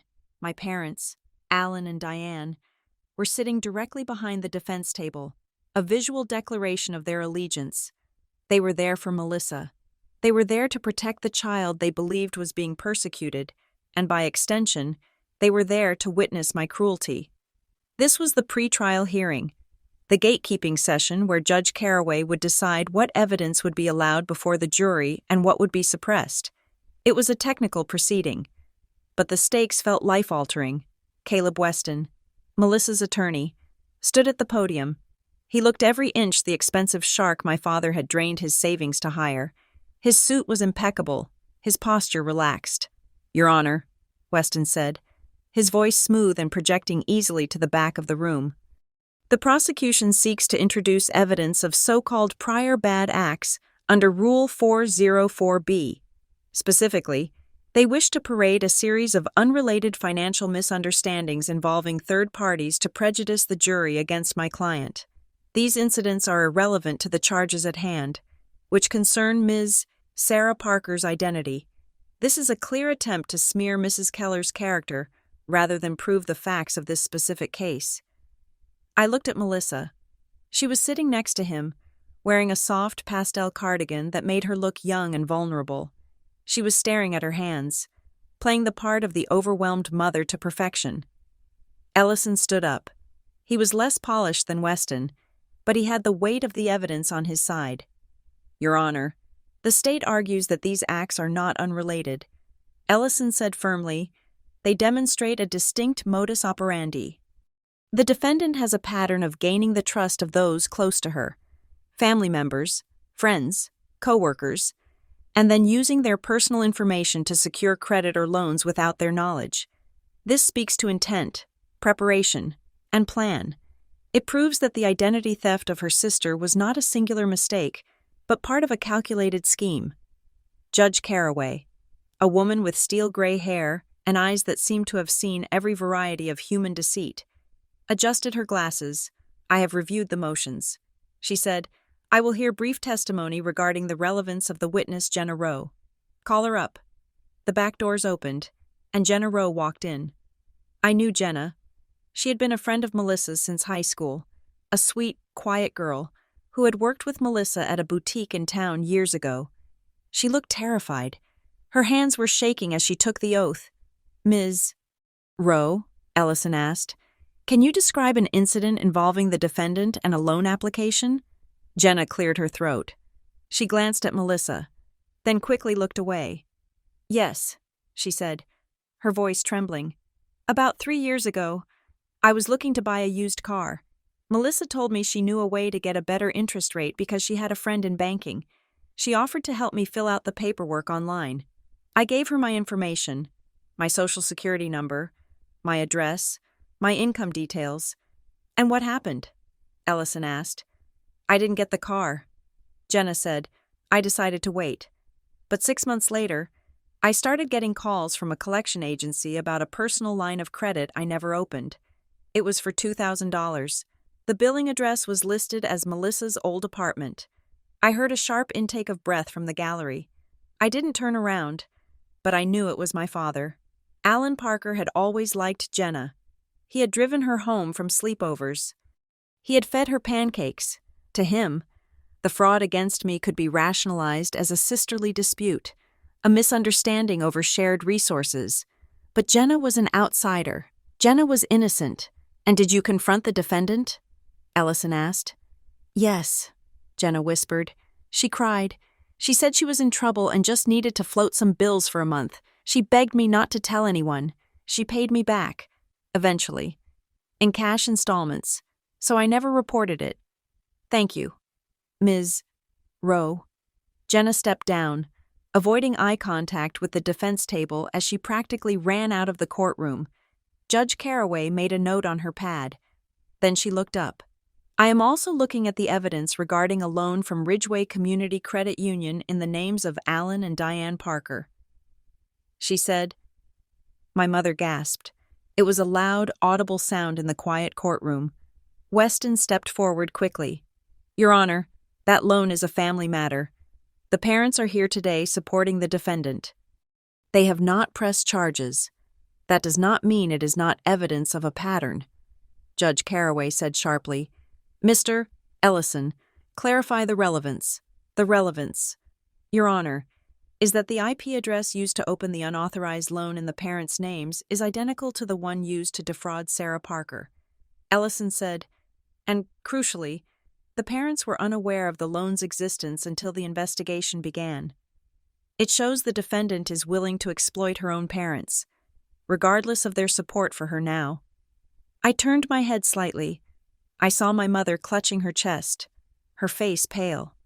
She had been told by Melissa that the Ridgway inquiry was a bank error, a computer glitch that they were sorting out. Hearing a judge discuss it as evidence of fraud was shattering that comfortable lie in real time. Judge Carraway tapped her gavel once. I am ruling that the testimony of Jenna Rowe and the evidence regarding the Ridgway Community Credit Union loan are admissible, she stated. They show a clear pattern of intent and opportunity. The jury will be allowed to hear this evidence. Weston slumped slightly. It was a massive blow to the defense. Court is in recess for 20 minutes. Judge Carraway announced. I stood up, my legs feeling shaky. I walked out into the hallway, needing air. The corridor was crowded, but a pocket of silence had formed near the water fountains. My father was there. He was cornering Melissa. Alan, who was usually the quiet, passive force in our family, looked red-faced. Melissa was backed against the wall, dabbing at her eyes with a tissue. You told me Jenna borrowed money from you. I heard my father say, his voice low and shaking. You told me you helped her out when she lost her job. You never said you used her name. Daddy, I was young, Melissa sobbed. I didn't know what I was doing. And the credit union?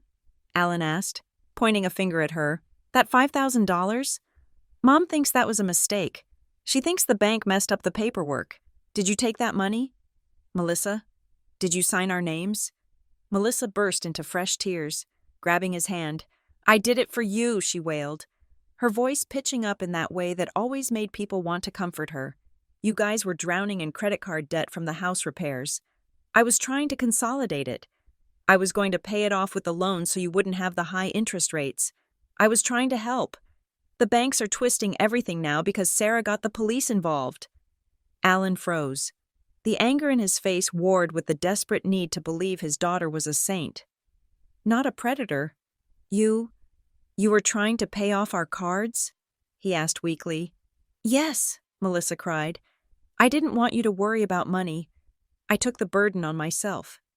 And now they are trying to send me to jail for trying to save my family. I watched from 10 feet away. Nauseous. It was a lie. I knew it was a lie because I had seen the statements. The Ridgway loan hadn't gone to pay my parents' debt. It had gone to online shopping and cash withdrawals. But my father didn't see the statements. He only saw his little girl crying. He sighed, his shoulders slumping. He pulled her into a hug. Okay, sweetie. Okay, he murmured, patting her hair. We will fix it. We won't let them twist it. I turned and walked away before I vomited. They were hopeless. They were willing to be robbed blind as long as the thief called it love. The criminal trial began 3 weeks later. The jury selection had taken 2 days. Now, 12 strangers sat in the box, looking at us. They saw a young mother in a conservative dress, looking terrified. They saw a stern, professional woman in a gray suit. Me, looking cold. Ellison's opening statement was clinical. He laid out the timeline. He spoke of trust violated, of digital footprints, of a sister who viewed her family as a line of credit. Then Caleb Weston stood up. He walked over to the jury box, leaning on the railing, looking like a friendly neighbor. This case isn't about fraud, he said, his voice warm and empathetic. This is a tragedy, a family tragedy. You are going to hear a lot of numbers from the prosecution, but numbers don't tell the whole story.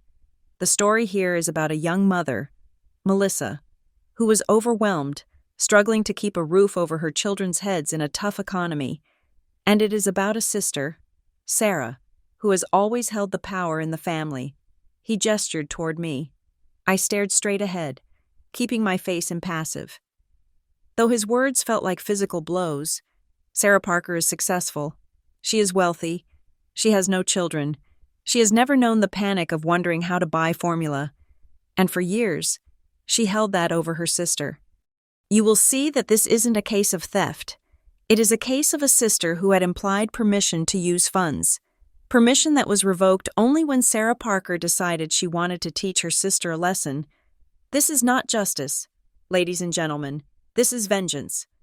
By the time he finished, I could feel the eyes of the jury on me. I wasn't the victim anymore. I was the rich, heartless spinster persecuting the struggling mom. I was the first witness called. I took the stand, swearing to tell the truth. The view from the witness box was terrifying. I could see everyone. My parents were in the second row. My mother was staring at the ceiling, refusing to look at me. My father was studying his shoes. Ellison guided me through the direct examination. I was in my element here.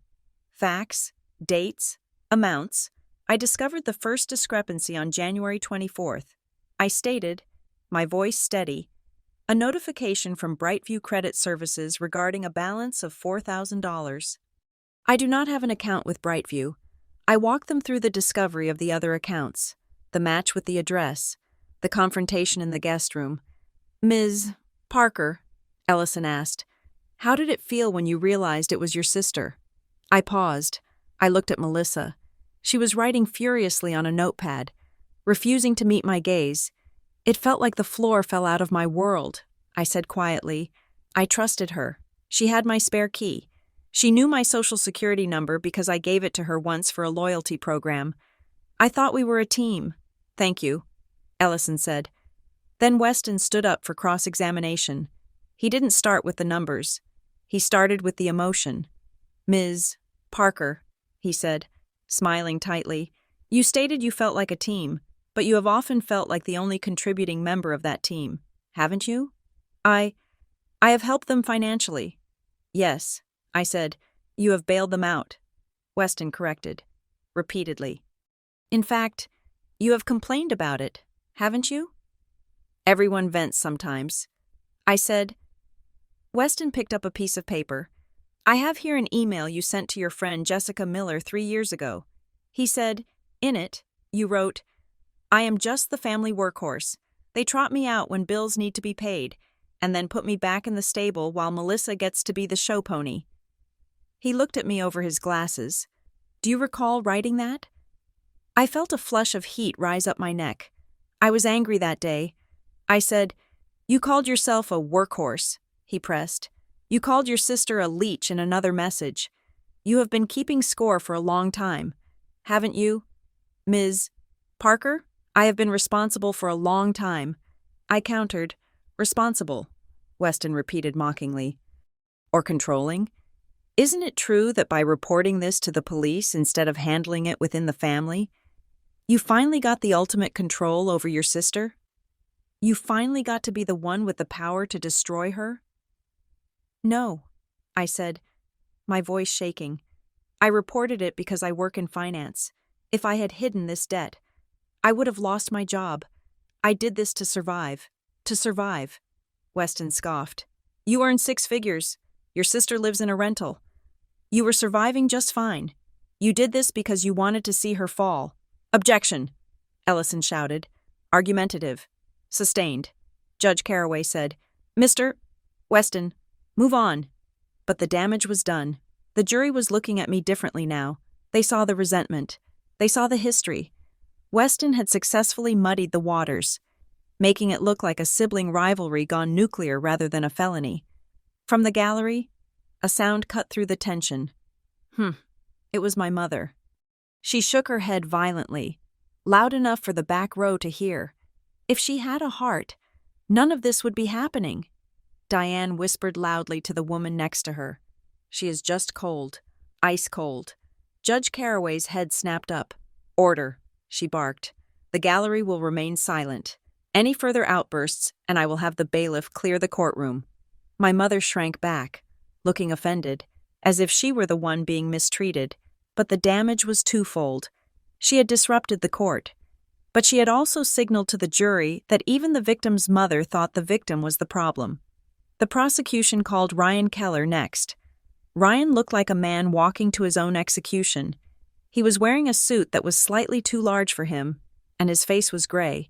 He took the stand, avoiding looking at Melissa. "Mr. Keller," Ellison asked, "were you aware of the accounts your wife opened in Sarah Parker's name?" Ryan licked his lips. No, I was not." "Did you notice anything unusual about the mail coming to your home?" Ryan hesitated. He looked at Melissa. She was staring at him, her eyes wide and pleading. "Yes," he said softly. "The mail would disappear. Sometimes I would find piles of it hidden in the pantry or the garage. Unopened bills. Did you ask your wife about it?"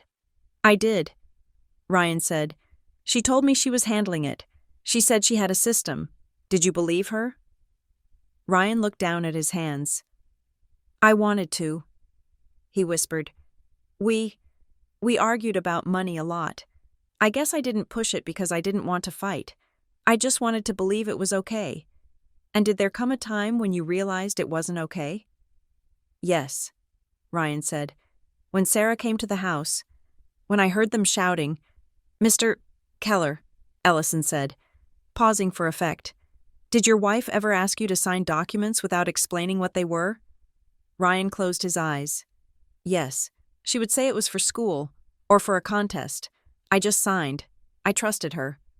"Thank you." Weston didn't cross-examine Ryan for long. He knew Ryan was a sympathetic figure. The duped husband, attacking him would look bad. Instead, he just asked one question. "Mr. Keller, do you love your wife?" Ryan looked at Melissa, tears welling in his eyes. "Yes," he choked out. "I do. Thank you." The trial dragged on for 3 days. I sat there through every minute of it, watching the dissection of my life. I watched the forensic accountant detail the spending, the luxury bags, the espresso machine, the cash withdrawals at casinos. I watched Melissa weep silently into a handkerchief whenever the evidence became too damning. As the lawyers prepared for closing arguments, I sat on a bench outside the courtroom during the final recess. I was exhausted. My bones felt heavy. I had done everything right. I had told the truth. I had provided the evidence. I had followed the law.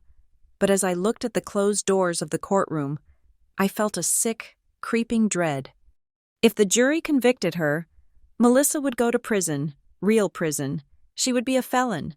My niece and nephew would grow up without their mother. My parents would never speak to me again. I would be the woman who put her sister in a cage. But if they acquitted her, if Weston's narrative of the vindictive sister worked, then I was a liar. I was a pariah. The debt would be mine. The shame would be mine. Melissa would be vindicated, free to spin the story that I had tried to frame her out of jealousy.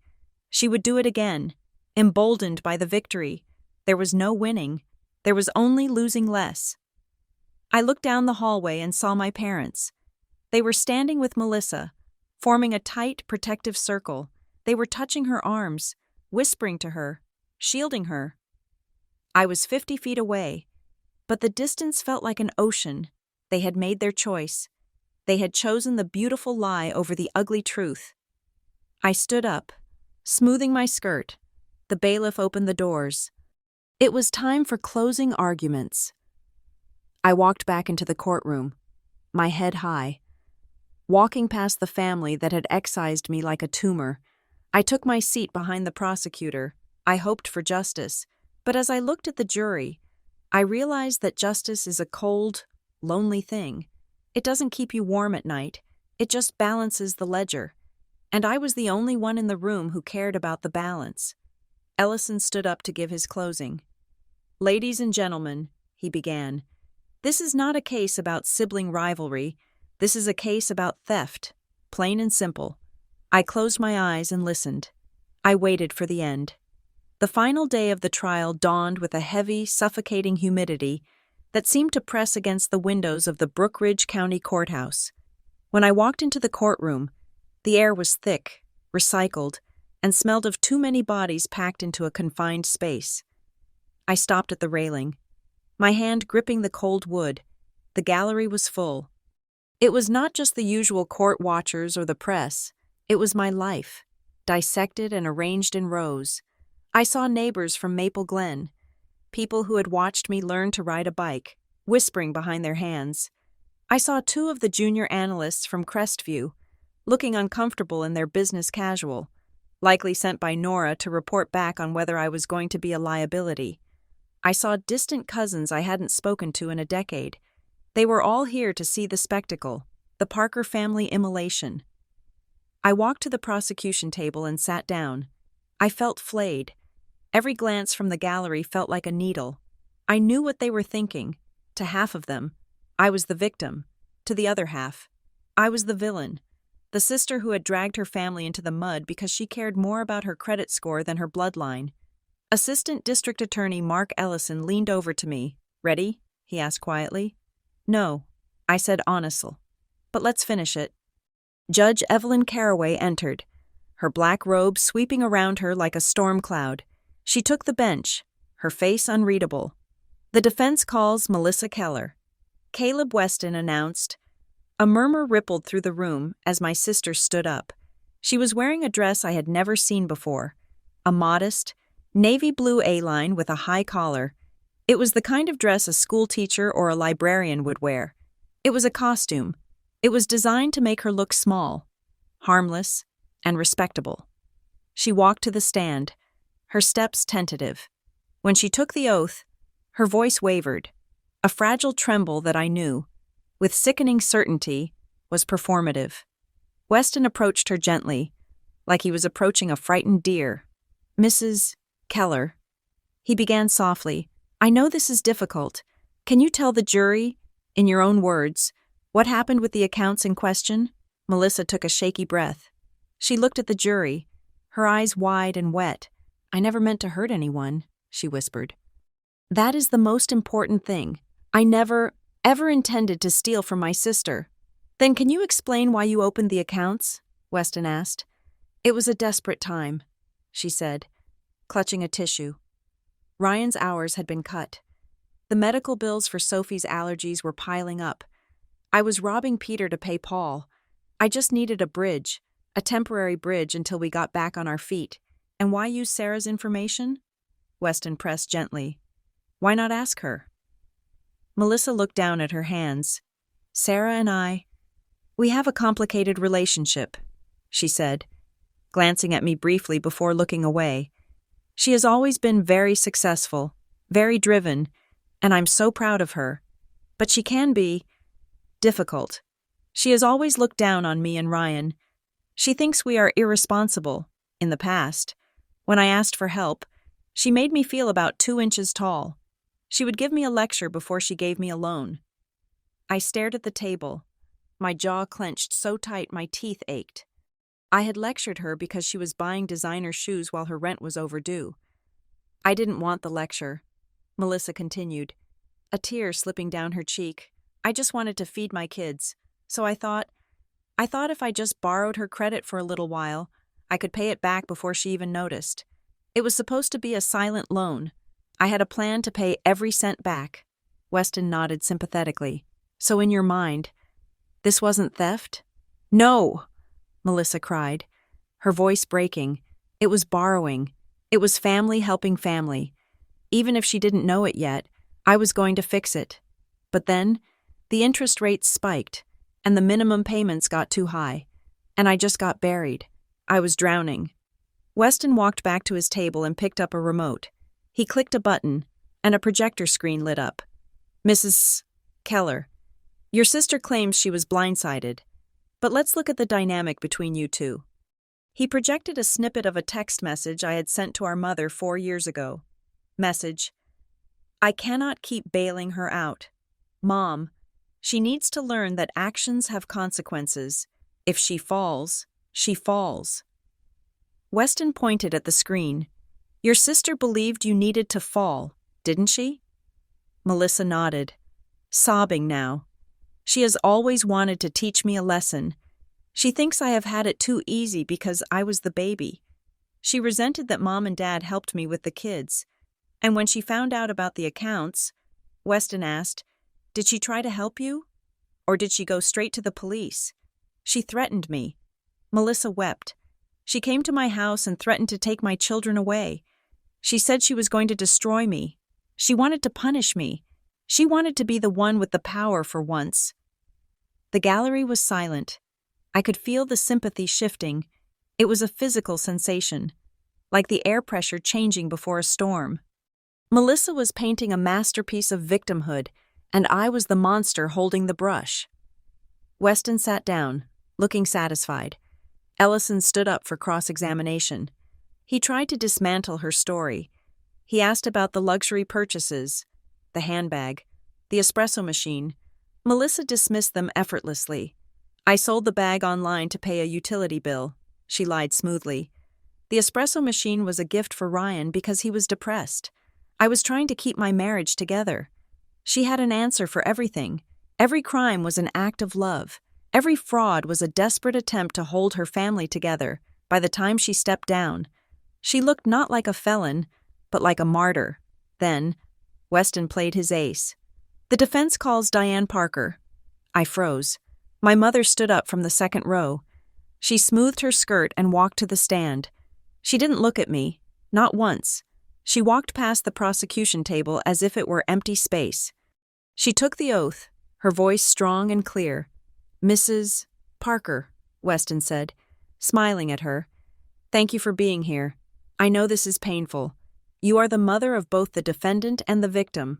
I am, Diane said. Can you describe Sarah's personality for the jury? Weston asked. Growing up, what was she like? Diane sighed. A sound of long-suffering patience. Sarah was always particular, she said, even as a child. She was very rigid. She liked rules. She liked things to be exactly her way. If things were not perfect, she would get very upset. And how did she treat Melissa? She was hard on her. Diane said. Sarah was the older sister, but she acted more like a second mother, a strict mother. She was always correcting Melissa, always telling her what she was doing wrong. She never let anything go.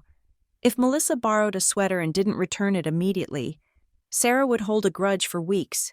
She turned to the jury, her face open and earnest. Sarah is a good girl in many ways, she said, damning me with faint praise. She is very hard-working, but she lacks grace. She sees the world in black and white. She doesn't understand that people make mistakes. She doesn't understand forgiveness. Mrs. Parker, Weston asked, did Sarah have other options besides going to the police? Diane nodded vigorously. Of course she did. We are a family. We would have handled it. Alan and I would have sold things. We would have found a way to pay Sarah back. But she didn't give us the chance. She went straight to the authorities. She wanted the police involved. Why do you think that is? Because she is vindictive, my mother said. The word hung in the air. Vindictive, spoken by a mother about her own child. She has been jealous of Melissa for years, Diane continued, her voice gaining strength. She is jealous of Melissa's family. She is jealous of the attention. She saw a way to hurt her sister, and she took it. She chose the law over her own blood. The gallery murmured. I heard a few uhs of agreement. I stared at the table, my vision blurring. My own mother was characterizing my survival instinct as spite. She was stripping me of my humanity to save the daughter she actually loved. Weston smiled. No further questions. Ellison stood up. He adjusted his tie. He looked angry, not professional angry, personally angry. Mrs. Parker, he said, walking toward the podium, you say you would have handled it if Sarah had come to you. You say you would have paid her back. Yes, Diane said defiantly. We take care of our own. Is that so? Ellison asked. He picked up a document from his table. Mrs. Parker, let's talk about the Ridgeway Community Credit Union. Diane stiffened. Her eyes darted to Weston, then back to Ellison. I don't see what that has to do with this, she said. It has everything to do with this, Ellison said. You hold an account at Ridgeway, correct? Jointly with your husband? Yes. And 6 months ago, A personal loan for $5,000 was taken out in your name, correct? Diane shifted in her seat. There was a confusion. A confusion? Ellison repeated. The application was submitted online. The IP address matched Melissa Keller's home. The funds were deposited into your account and then immediately transferred to an account held by Melissa Keller. Did you authorize that loan? Diane hesitated. I knew she needed help. Did you authorize the loan application on the date it was submitted? Ellison pressed. Did you sit at the computer and click submit? No, Diane said. But I would have, if she had asked. But she didn't ask. Did she? Ellison said. She took it, and you didn't know about it until the bank started calling. There was a mix-up with the statements, Diane insisted, her voice rising. I trust the bank. I didn't read every detail. Ellison walked to the projector. He placed a document on the glass. This is an email. Mrs. Parker, from the fraud department at Ridgeway, sent to your personal email address 3 months ago, asking you to confirm a change of address request that would have diverted your statements to Melissa's home in Maple Glen. He looked at her. You opened this email. Mrs. Parker, the metadata confirms it was opened. You didn't reply. Why? Diane's face flushed a deep, blotchy red. I get so many emails. I probably just clicked it and didn't read it. I am not good with computers. You are not good with computers. Ellison repeated. Okay, let's look at this. He swapped the document. This is a certified mail receipt for an overdue notice on that loan. Signed by you, Diane Parker, 2 months ago. He pointed to the signature. Is that your signature? Diane stared at the screen. Her mouth opened and closed. I sign for packages all the time, she snapped. I don't know what was in the envelope. Mrs. Parker, Ellison said, his voice dropping an octave, becoming deadly serious. You knew. You knew she took that loan. You knew she was in debt. You knew she was using your name. And you did nothing. You let her keep doing it. And when she moved on to Sarah, you expected Sarah to do nothing too. That is not true, Diane shouted. I didn't know about Sarah. Sarah is different. Sarah has money. So it is okay to steal from Sarah because she has money? Ellison asked. No, that is not what I said. You are twisting my words. Sarah is just cruel. She is doing this to hurt us. Diane was unraveling. The calm, grieving mother was gone, replaced by a defensive, cornered woman who was shouting to drown out the truth. But she hadn't broken. She was still clinging to the narrative. Sarah is the villain. Melissa is the victim. Judge Carraway leaned forward. The movement was subtle, but it commanded the room. The judge took off her glasses and set them on the bench. She looked at my mother. It wasn't a judicial look. It was a human look. It was the look of a woman who had listened to 3 days of lies and had finally had enough. Mrs. Parker, Judge Carraway said. Her voice was not loud, but it cut through the courtroom chatter like a knife. Diane stopped shouting. She looked up at the judge, her chest heaving. Yes, Your Honor? I have a question, the judge said. Caleb Weston stood up halfway. Your Honor, I object to— Sit down, Mr. Weston, Judge Carraway said without looking at him. She kept her eyes locked on my mother. Mrs. Parker, the judge continued, you have testified under oath that your daughter Sarah is vindictive. You have called her cruel for reporting this crime. You have said she should have simply paid the debt and kept the family secret. Diane nodded, wiping her eyes. Yes, that is what family does. Judge Carraway paused.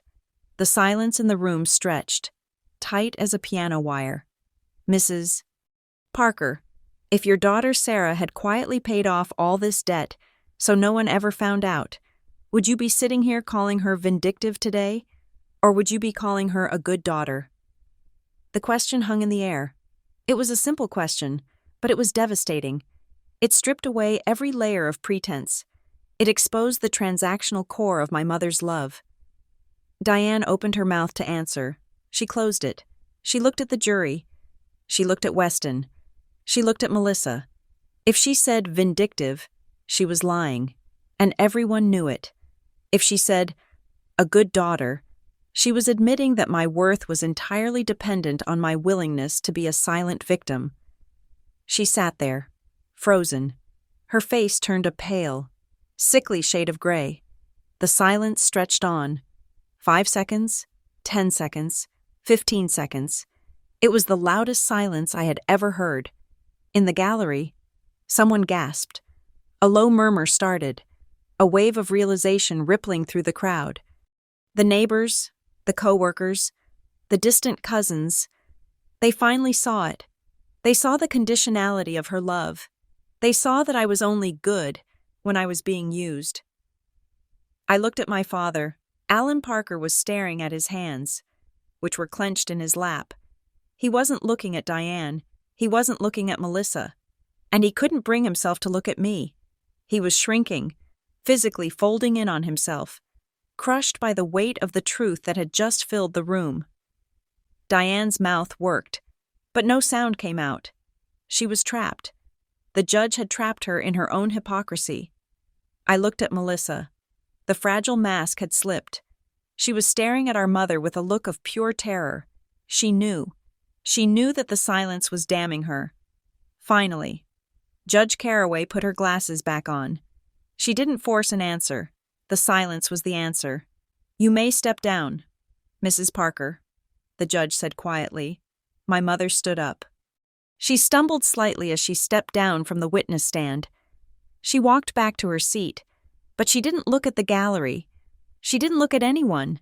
She looked like a ghost. The narrative had shattered. The story of the cruel sister and the poor mother lay in pieces on the floor. As Ellison rested the prosecution's case, I didn't feel triumph. I didn't feel joy. I looked at my family, my mother staring blankly ahead, my father studying the floor, my sister trembling in her chair, and I felt a profound, aching sense of finality. The verdict was still to come. The jury would deliberate. Melissa might go to prison, or she might not. But the real verdict had already been delivered. It had been delivered in the silence of a mother who couldn't answer a simple question without indicting herself. I looked out the window at the gray sky over Brookridge. I was alone. I would likely always be alone in this family. But for the first time in my life, I wasn't the one carrying the debt. The truth was out, and the truth, I realized, was the only currency that mattered. Thank you so much for listening to My Parents Called Me Vindictive, for reporting my sister. The judge's question silenced them. It was a heavy story to tell, but one that I think speaks to the reality of so many people dealing with toxic family dynamics and financial abuse. I would love to hear from you in the comments. Where are you listening from today? Have you ever been the responsible one who was punished for setting a boundary? Please don't forget to subscribe to the Revenge Stories channel for more realistic, emotionally grounded dramas like this one. Share your thoughts in English below. I read every single one. Until next time, take care of yourselves. And remember, sometimes the bravest thing you can do is tell the truth, even if your voice shakes.